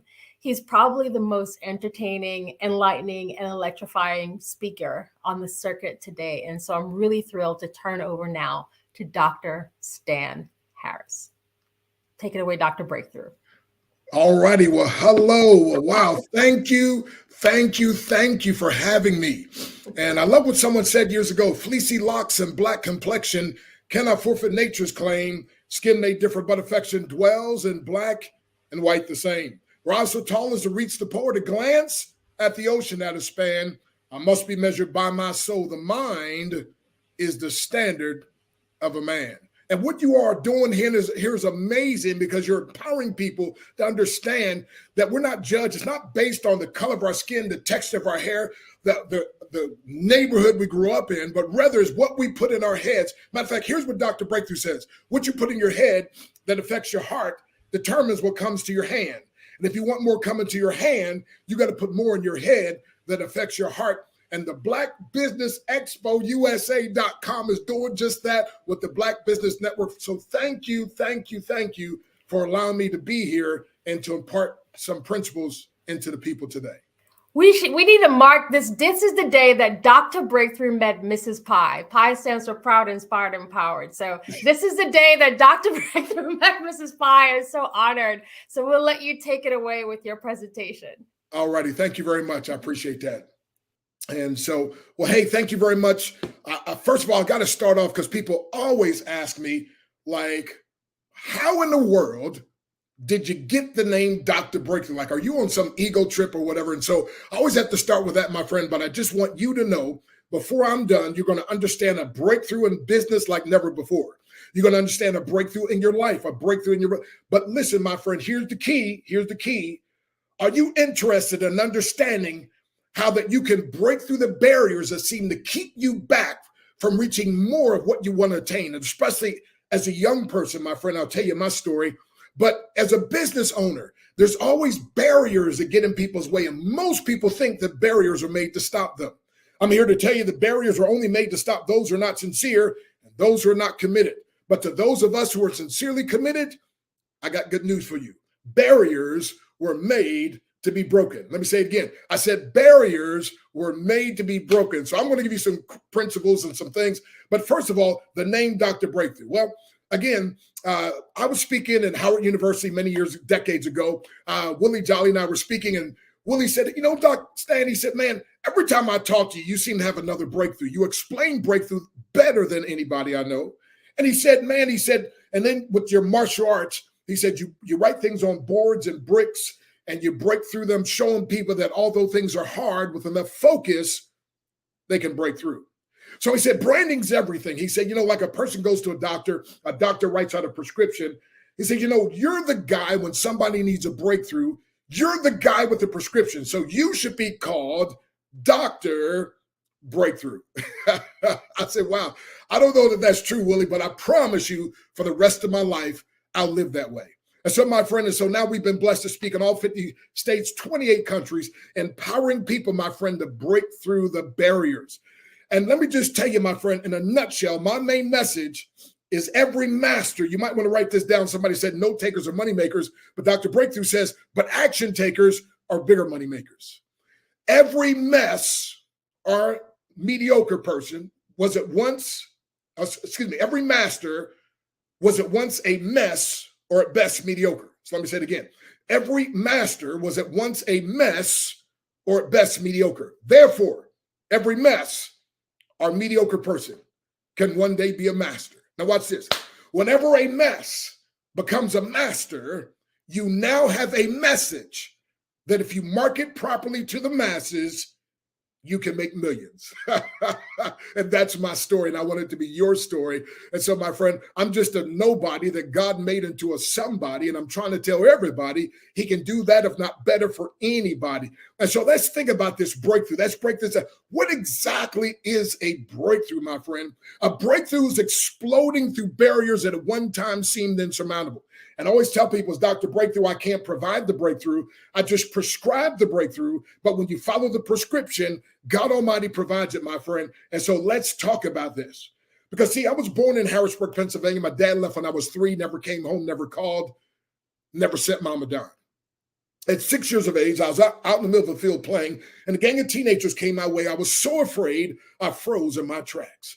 You know, so many times I find that people allow themselves to be paralyzed by their fear, like I was back then, instead of being propelled by their fear. Like, you ever been chased by a dog before? I mean, I could probably outrun Usain Bolt, right? When a dog's after me. But this time I allowed my fear to paralyze me. And I thought I was just a 6-year-old boy. These are a gang of teenagers. I'm like, I probably couldn't outrun them anyway. I'll never know because I never gave it a shot. And you know, you always miss 100% of the shots you never take. Perhaps I could have run. Perhaps if I yelled long enough, someone would have intervened. But again, I'll never know because I never gave it a shot. What shot is it that you're not taking that you'll never know about? Well, at any rate, I'm out in the middle of a field. These teenagers are coming my way. And has your body ever given you a signal like something's wrong? Something bad is about to happen? And all of a sudden, one of these guys grabbed me, bam, punched me in the stomach. Have you ever had the air knocked out of you before? You're like, you're trying to breathe and you can't hardly breathe. And listen, and they start, now I'm a 6-year-old boy. These are teenagers. And they start beating all over me. And finally, one guy picks me up and slams me on the ground. Then they start stomping all over me and kicking all over me like I was an ant or a roach. And I'm bleeding from everywhere you can bleed. And you would think that was enough, but that wasn't enough. These guys, they flipped me over on my back, face up. They took a great big old bucket of tar and they poured that tar all over my face. They poured it on my body. They took a bunch of feathers and they threw them on me and literally left me there to die in the middle of a field. Terrible situation. I cried out for help. I screamed. And of course, there's excruciating pain and the pain of no one even stopping to help. Thank God somebody found me, rushed me to the hospital, finally got me taken care of. But when I tell you my life was a mess, and I'm telling you, you might be in a mess right now. Your business might be in a mess right now, but I'm here to tell you that every master was at once a mess or at best mediocre. Therefore, every mess or mediocre person can one day be a master. And so I started off as a mess, physically abused. One of my mom's boyfriends would beat me with a steel choker chain for a dog, a fiberglass bow and arrow set. My life was a mess. Tried to commit suicide on 2 occasions. Thank God I failed. By the way, suicide, it's been said many times, it's a permanent solution to a temporary problem. You see, young person, you see, business person, listen, don't kill your business because it doesn't. Listen, don't kill your life. So many times we get in a hopeless situation, my friend. But what people don't understand is before you get your breakthrough, you're oftentimes going to have a breakdown. Ooh, let me say that in another way. Get this now, undeniable breakthrough usually follows an overwhelming breakdown. So get excited when you have the breakdown, my friend, because the good is coming. So again, every master, I'm going to say that to you, get this. Every master was once a mess. Everybody you look up to and respect in sports, everybody you look up to and respect in business, everybody you look up to and respect in life, at one point, they were a mess or at best mediocre. So if every master was once a mess, I'm saying, therefore, every mess can one day be a master. And when a mess becomes a master, you now have a message that if you market to the masses, you can make millions. And once you have that message, you can start printing books like your breakthrough is guaranteed. That's an international bestseller. You can start printing out books like I did, my wife and I, Computer Love, How to Avoid the Pitfalls and Find the Love of Your Life online. You can start putting books like Position to Prosper, 8 Gold Nuggets to Ensure Your Success. You can start printing books like How to Build a Big Team Fast. I'm saying I could go on and on and on. And the beautiful thing also, by the way, is my wife is now the publisher. But let me go back. I started out a mess. Physical abuse, verbal abuse, sexually abused, obviously racially abused, and obviously financially abused. But the key is I had a breakthrough. Massive breakdown after breakdown after breakdown after breakdown. My life was a mess, but I had a breakthrough. And so let me just, I have a little board here. And on this board, and this is hard, you see it's got knots. You're not supposed to have knots. Those knots make it extra hard, right? But on that board, I have something written. It's called limiting beliefs, right?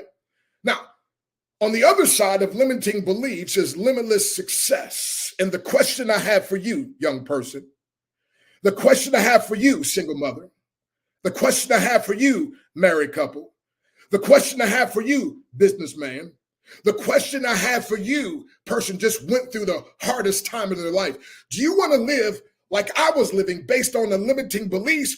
Or would you like to break through and experience limitless success? Well, I think I know your answer. You want to have that limitless success. But here's the problem, my friend. It's hard. It's not easy to get through. And by the way, here's what I want you to notice. Right in the middle of the word beliefs is a 3-letter word. Right in the middle of the word beliefs. Let me put that down for you here. Right in the middle of the word beliefs is a 3-letter word called a lie. L-I-E.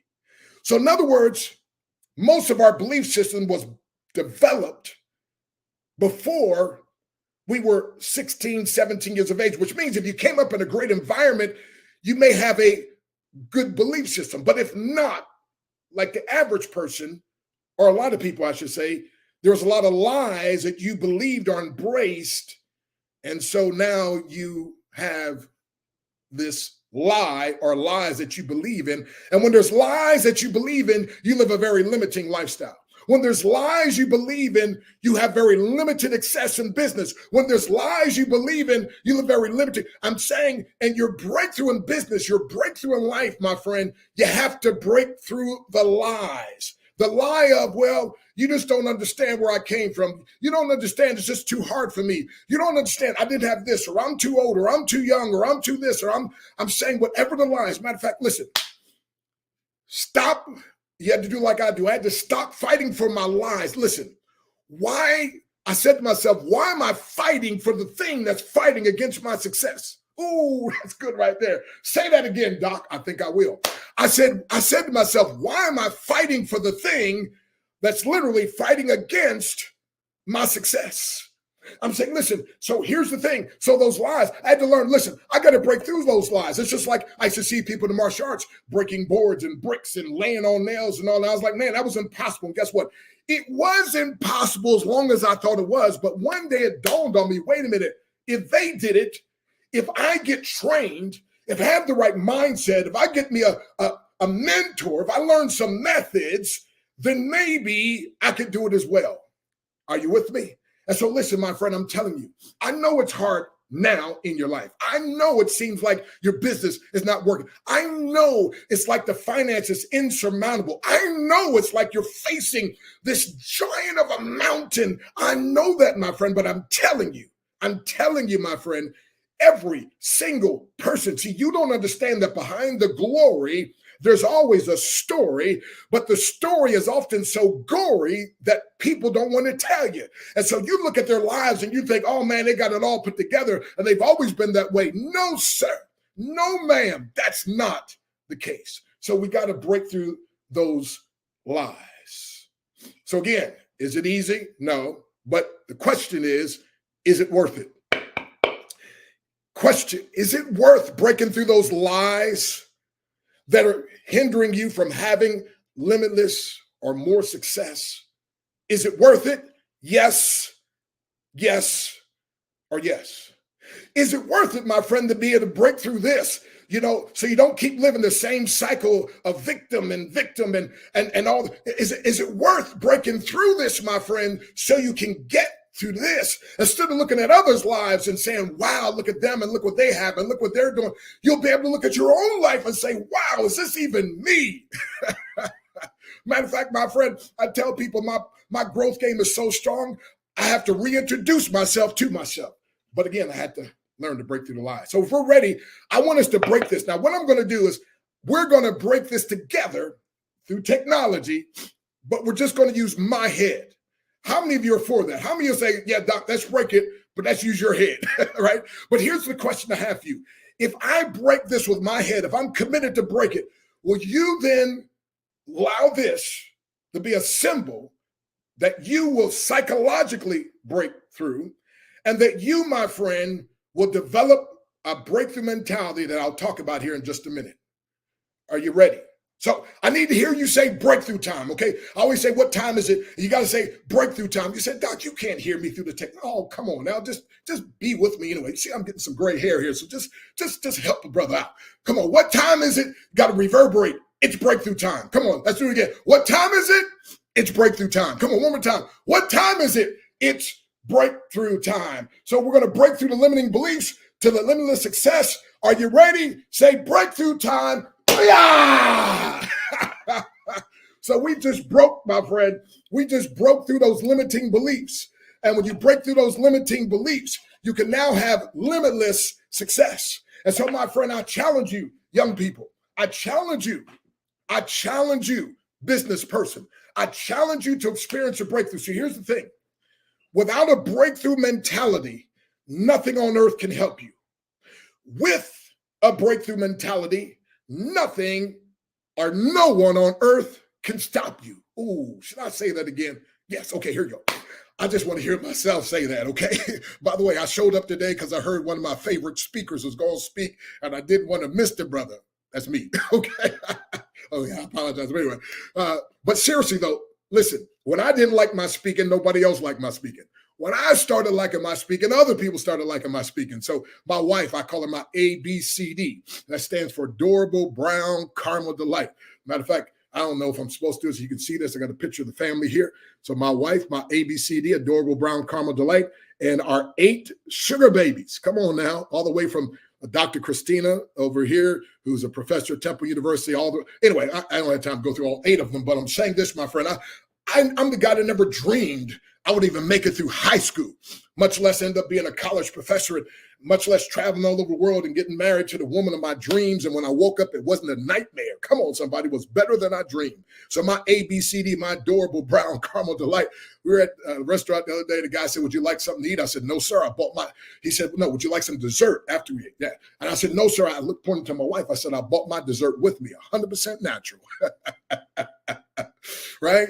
But what I'm saying is this, my friend, there's some things that happen now that I never dreamed. Like I never dreamed that there would be a day when I get paid $1,000 a minute to speak, right? I mean, like I never dreamed I'd be sharing the platform with billionaires. I never dreamed that, my friend. But I'm telling you, if you break through the lies and now you can experience limitless success. So again, you got to make sure you understand these breakthrough principles. And I'm telling you, young person, I'm telling you, I know what you're going through now. But you got to, a matter of fact, I tell people, stop even saying that you're a mess and start saying, I'm a master in the making. see, many years ago when I got jumped by those teenagers, and listen, my friend, I was just a 6-year-old boy. And listen, my dad left when I was 3, never came home, never called, never sent mom a dime. And like I said, all kind of atrocities and atrocities. My life was a mess, my friend. Again, trouble with school, trouble at home, trouble with the law. My life was a mess. And now I stand before you as a 10th degree black belt, Grand Master in martial arts. There's about 200 10th degree black belt Grand Masters, and I happen to be one of them. By the way, I'm the only one of the 10th degree black belts who also built a team of 1.5 million in a home-based business arena and then wrote a book to empower other people. I'm the only one, my friend, has also been over 3 million miles and spoken in all 50 states and 28 countries. I'm not saying this to brag. I'm not saying, by the way, you say, are you trying to impress me? Yeah, a little bit, because I don't even listen to people I'm not impressed with. But I'm impressed myself. Why? Because I broke through the lies. I broke through the limiting beliefs, and I started my journey. And now it's your turn, my friend. And some of you are already on your journey, but I can help you maybe go a little further. So let's think about some breakthroughs. Let's think about the fact, by the way, when I'm done, you're going to have a bumblebee breakthrough. You said bumblebee breakthrough. What's a bumblebee breakthrough? I'm glad you asked. That's a great question. See, the bumblebee, aerodynamically, it's impossible for him to fly. But because he or she doesn't know it's impossible, they fly anyway, right? I mean, their body's supposed to be too big for their wings, but they don't know that. They don't believe that. So guess what? They fly anyway. And I'm telling you, my friend, when I'm done speaking to you here, I'm telling you, you're going to fly in your life. You're going to fly in business. You're going to get some things accomplished that perhaps you never thought possible before. All because, my friend, you understand this simple principle.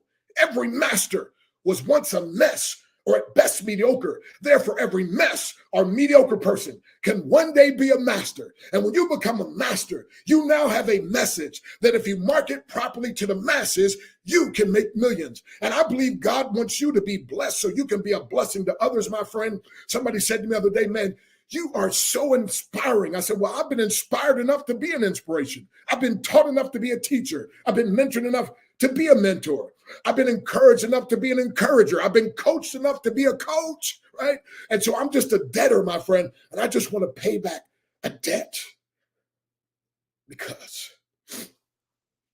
I'm that little boy that never thought I would make it. I'm just older now with gray hair, but I'm the same little guy. But I've had breakthrough after breakthrough. And by the way, I'm still having more breakthroughs. And I just go from breakthrough to breakthrough, the bigger breakthrough, the bolder breakthrough. And that's what I want for you. So the breakthrough. Let's think about as a matter of fact, in the back of my book, I say, they said, from getting tarred and feathered as a 6-year-old boy to becoming a 10th degree black belt champion, business leader, author, and speaker, Dr. Stan Harris has had to break through unbelievable barriers to allow him to empower you to experience a massive breakthrough. You may never be the same again. See, you were genetically encoded to break through. It's part of your very DNA.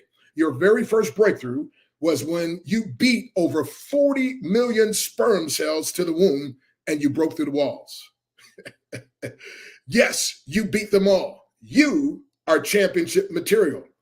Your next breakthrough came when your actual birth, you came through the birth canal. And you broke through the birth canal and broke through the womb. So you may not have been aware of it until now, but you are a breakthrough master. And so the challenge is being given. My friend, do what you were designed to do. Break through every barrier that tries to hinder you. This is your birthright. This is your destiny. And my friend, I'm going to give you a simple step-by-step formula that you've been looking for. So now is the time to break free from procrastination. By the way, I like to say procrastination. Inside that word, the last word is nation. The largest nation of failures are those who procrastinate. Procrastination leads to devastation. Procrastination is the assassination of your destination. Thus, you must act now. It's going to help you to break through fear, making excuses, doubt, and negative thinking. Listen carefully. You will no longer be stuck, but rather free to succeed. You are unstoppable. I know mama said don't point, but mama's in heaven now, so I'm pointing. You are unstoppable. Yeah. You. Listen, you will no longer be stuck, but rather free to succeed. You can only be deceived into thinking you can be stopped. How many of you are ready to stop being deceived? And are you ready now to release that inner champion, that breakthrough person? Because listen, my friend, it's just like I mentioned, that breakthrough is like a rocket ship. Years ago on television, they were showing, you still can see, but that rocket ship, when it would take off, there's all kind of combustion, there's all kind of energy, but that rocket ship is moving very slowly. Now, if the rocket ship were human, it'd say something like this. It'd say, I'm doing all this work and nothing seems to be happening. I'm just moving too slow. And maybe you might feel like in your life, things are moving too slow. You might feel like your business is going too slow. But again, my friend, you need to be like that rocket ship. See, again, the rocket ship does not go based off its feelings. It's not human. So what does it do? It goes based off its programming. So it just continues to do what it was designed to do. And so it goes higher and higher. Now, they tell me right before it hits through what we call escape velocity, all of a sudden that rocket ship begins to rotate wildly, almost as if it's about to be shaken to pieces.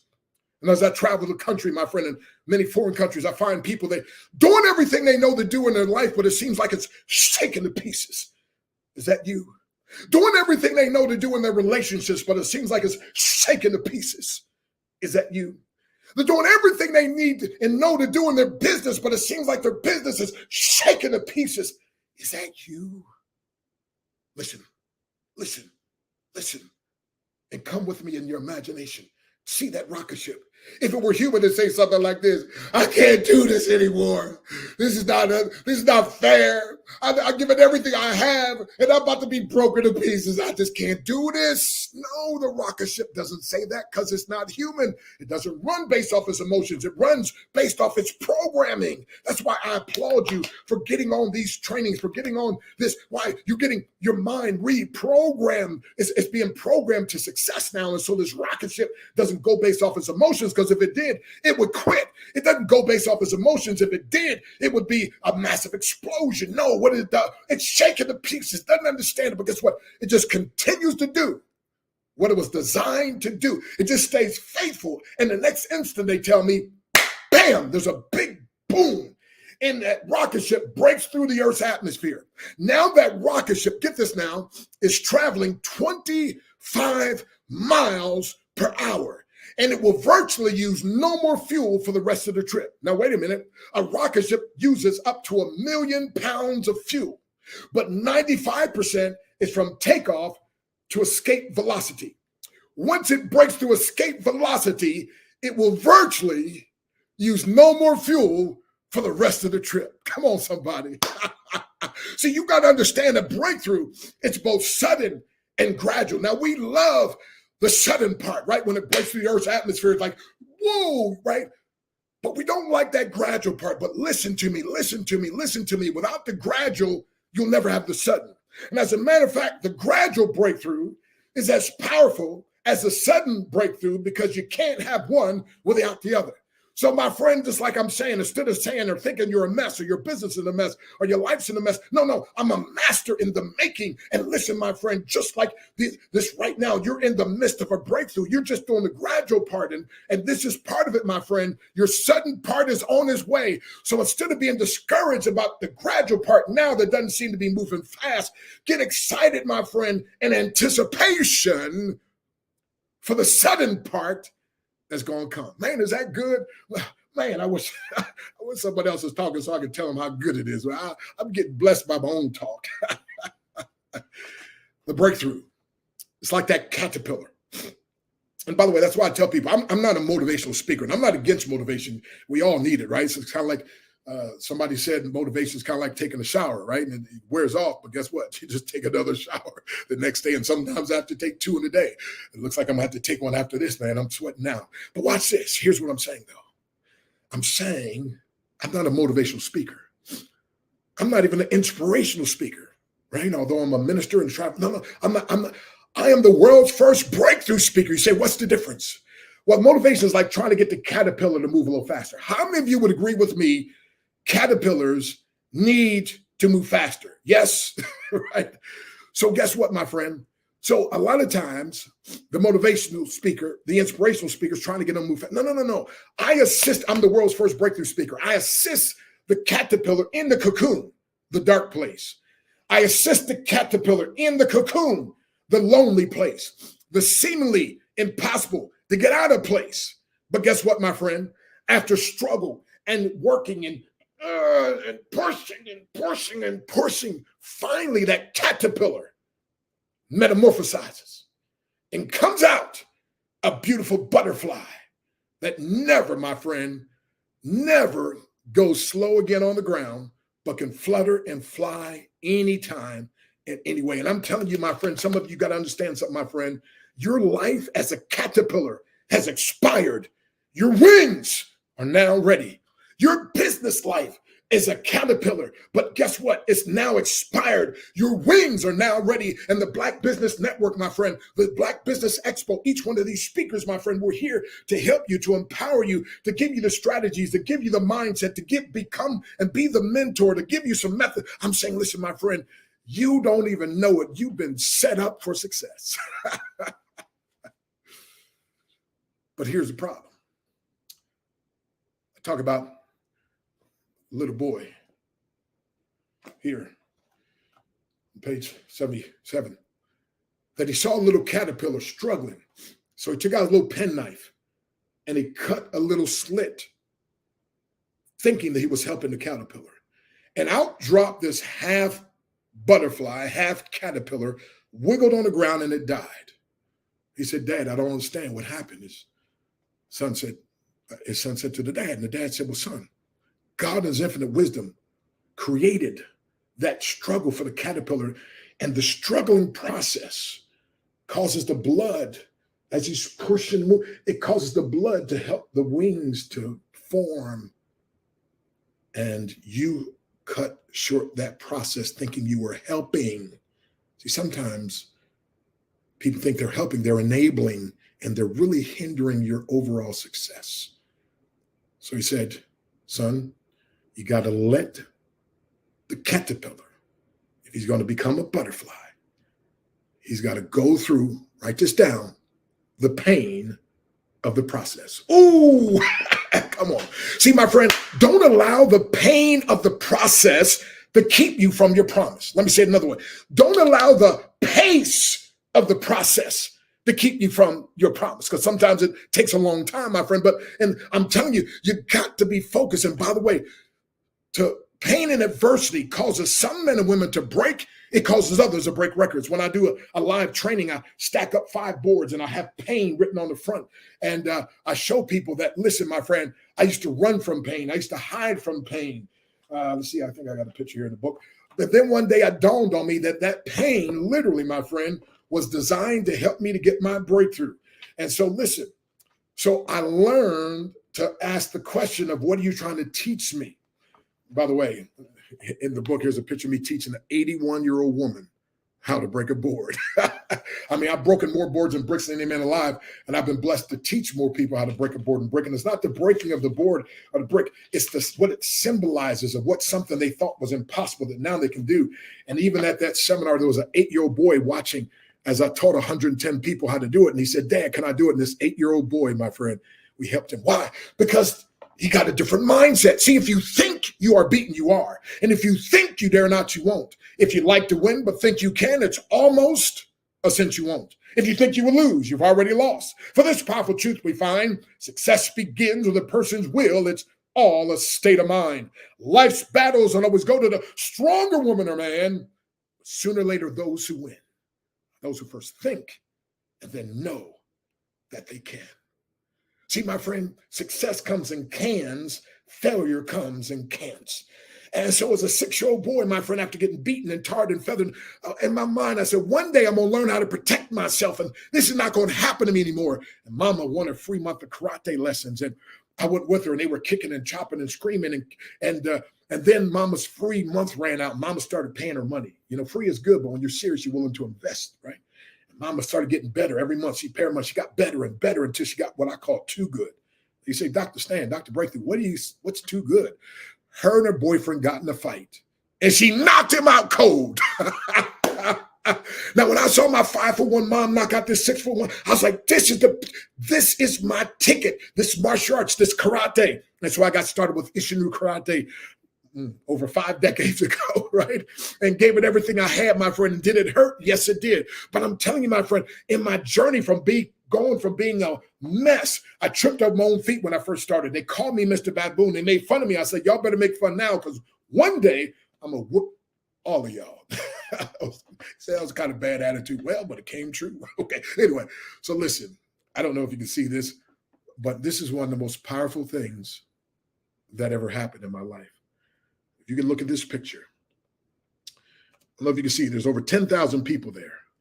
And this guy is sitting on this guy's shoulders, holding a board about 9.5 foot in the air. Not running, I do a vertical leap, just jump up and kick and break that board. Now, this is back many, many years ago, but people ask me, here it is. Here's the best part about that. They say, how in the world did you learn how to do that? I never learned. Say, you never learned? Never learned. See, there was a guy in our class, Jeff Washington, we called him Geese, in Harrisburg, Pennsylvania, with the Dobson Ishinru Golden Dragon Karate Club. And Jeff, and then there's a guy named Alvin Cook, and those two guys would be able to do that. And I was so enamored, so impressed with those, I was afraid to even ask, how in the world do y'all jump up so high? I'll never forget this one particular demonstration. I was still just a new guy, right? But Jeff didn't make it, and just one of his part was to jump up, kick, and break that board. And in Japanese, you call your teacher sensei. We're there, and I just had a little part of doing a kata. Kata's fighting an imaginary opponent, right? And I just did that with a group of people. That was my own little part. I was just still a young little guy, you know. And my sensei said, Harris, he said, come here. I said, yes, sir. He said, Jeff couldn't make it. He said, I want you to take his place. He said, go, listen to this. He said, go over there, jump up and break that, kick and break that board. Sir? My first thought was, he crazy. Ain't no way in the world I can get up like that. I mean, I was so afraid to even ask Jeff how he even does that, much less, you know. And I said, but then my second thought was, wait a minute, he's the master. Maybe he knows something I don't know. And so I just remember in my mind's eye, seeing Jeff jump up and kick and break that board. And I had that in my mind. I bent down, because again, if you tell your sensei no, you're going to get push-ups. So I'm like, look, I'm going to make a fool of myself this way, make a fool by, so let me just, maybe he knows something I don't know. And I bent down and jumped up and kicked, and I heard something crack. And all of a sudden, people started clapping and cheering, and wouldn't you know, I did it. I was like, whoa! And I'm thinking, how in the world did I do that? I know how I did that. Because my master, my sensei, my teacher, my mentor, the one I looked up to, he believed I could do it. And listen, I did it based off his belief in me. See, that's the power of mentorship. That's why I love what I do as I coach and mentor people, my friend, because I get to let them believe in my belief in them until their own belief kicks in. See, the fastest, easiest, most reliable way of mastering any skill, my friend, is through mentorship. You see, all in life, there's mentors. It was Socrates that mentored Plato, and then Plato mentored Aristotle. It was Aristotle who mentored Alexander the Great. It was Andrew Carnegie who mentored Napoleon Hill, who wrote the book Think and Grow Rich.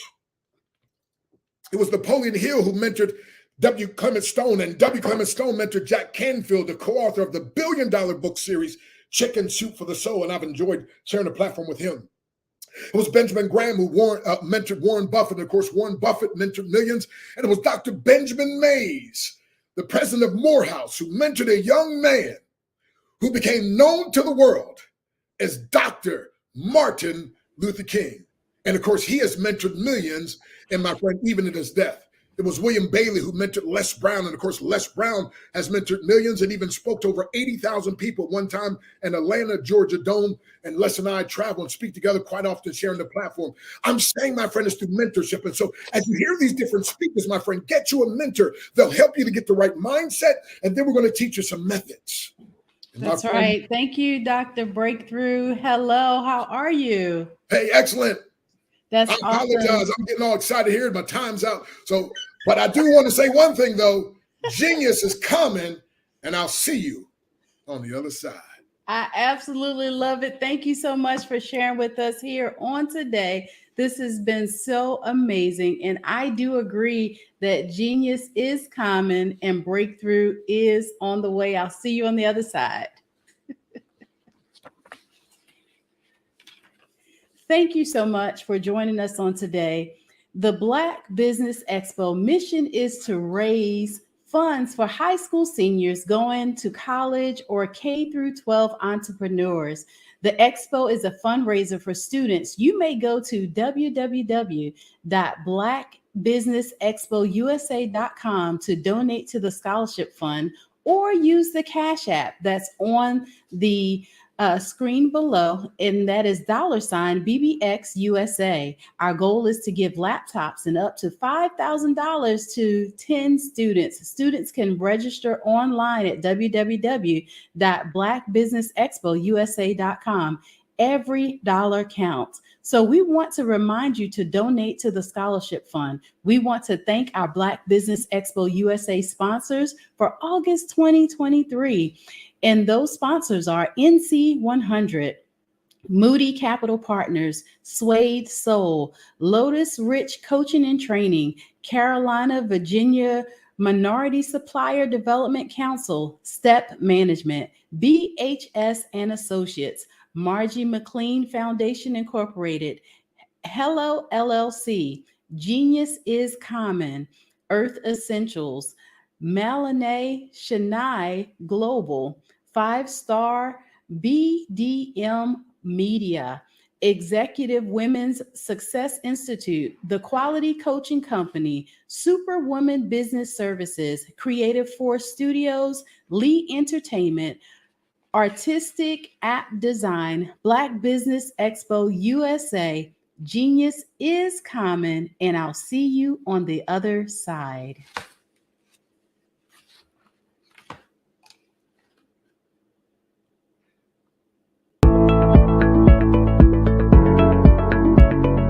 Prepare for what's coming and dominate in economic winter. Stand strong and thrive by showcasing your great products and services globally through the Black Business Network and Black Business Olympics. The Black Business Network has showcased over 2,000 companies with over $7 billion in sales each year. Over 10 million attendees have viewed the rebroadcast each month.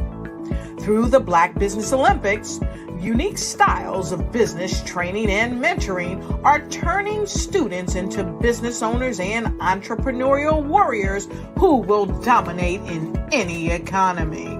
Gain the ultimate advantage of the Black Business Olympics, 7 days of unbelievable topics and speakers speaking around the globe. Donate your time and experience to provide expertise and scholarships to students worldwide and change the world. Now, more than ever, new insights, tools, strategies, and capabilities are needed. This is your chance for a major presentation to the world.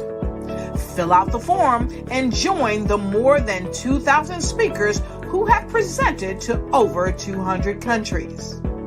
Join the Black Business Network streaming live into the Metaverse, STEM City, Black Multiverse Enterprises, Hulu, Amazon, YouTube, iHeartRadio, Apple, Facebook, LinkedIn, Pod TV, IBM TV, Spotify, and Google Podcasts. Sign up today. Spaces are limited, and we will see you there.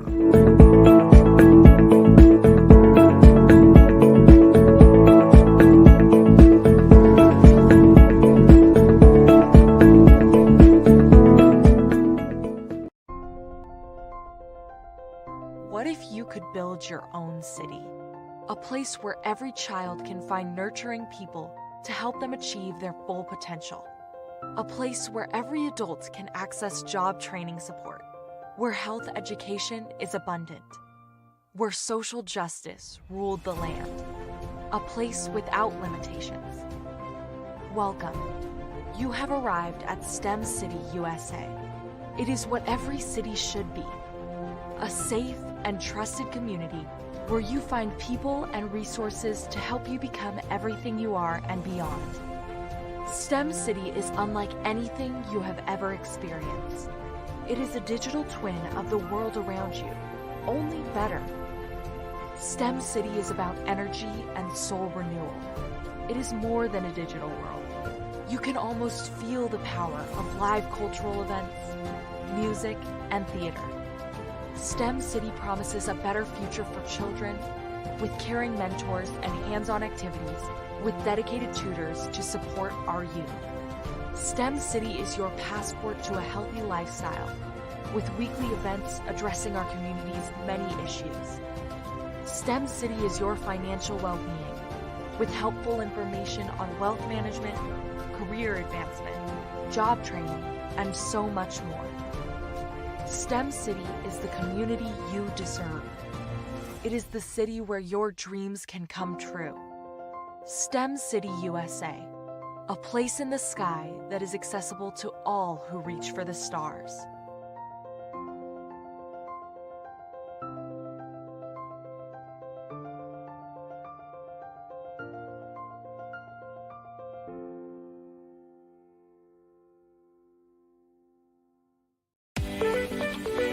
You are in the right place at the right time.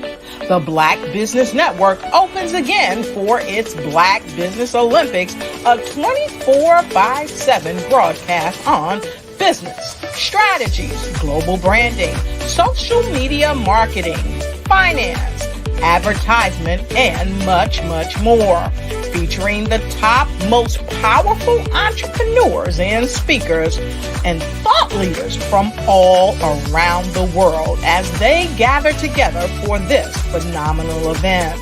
Join the Black Business Network streaming live into the metaverse, STEM City USA, Black Multiverse, Pod TV, Roku, Hulu, iHeartRadio, Apple TV, YouTube, TikTok, Instagram, Google Podcasts, Facebook, LinkedIn, IBM TV, Spotify, and Twitch. Tune in today and be a part of this amazing movement. The Black Business Olympics welcomes you.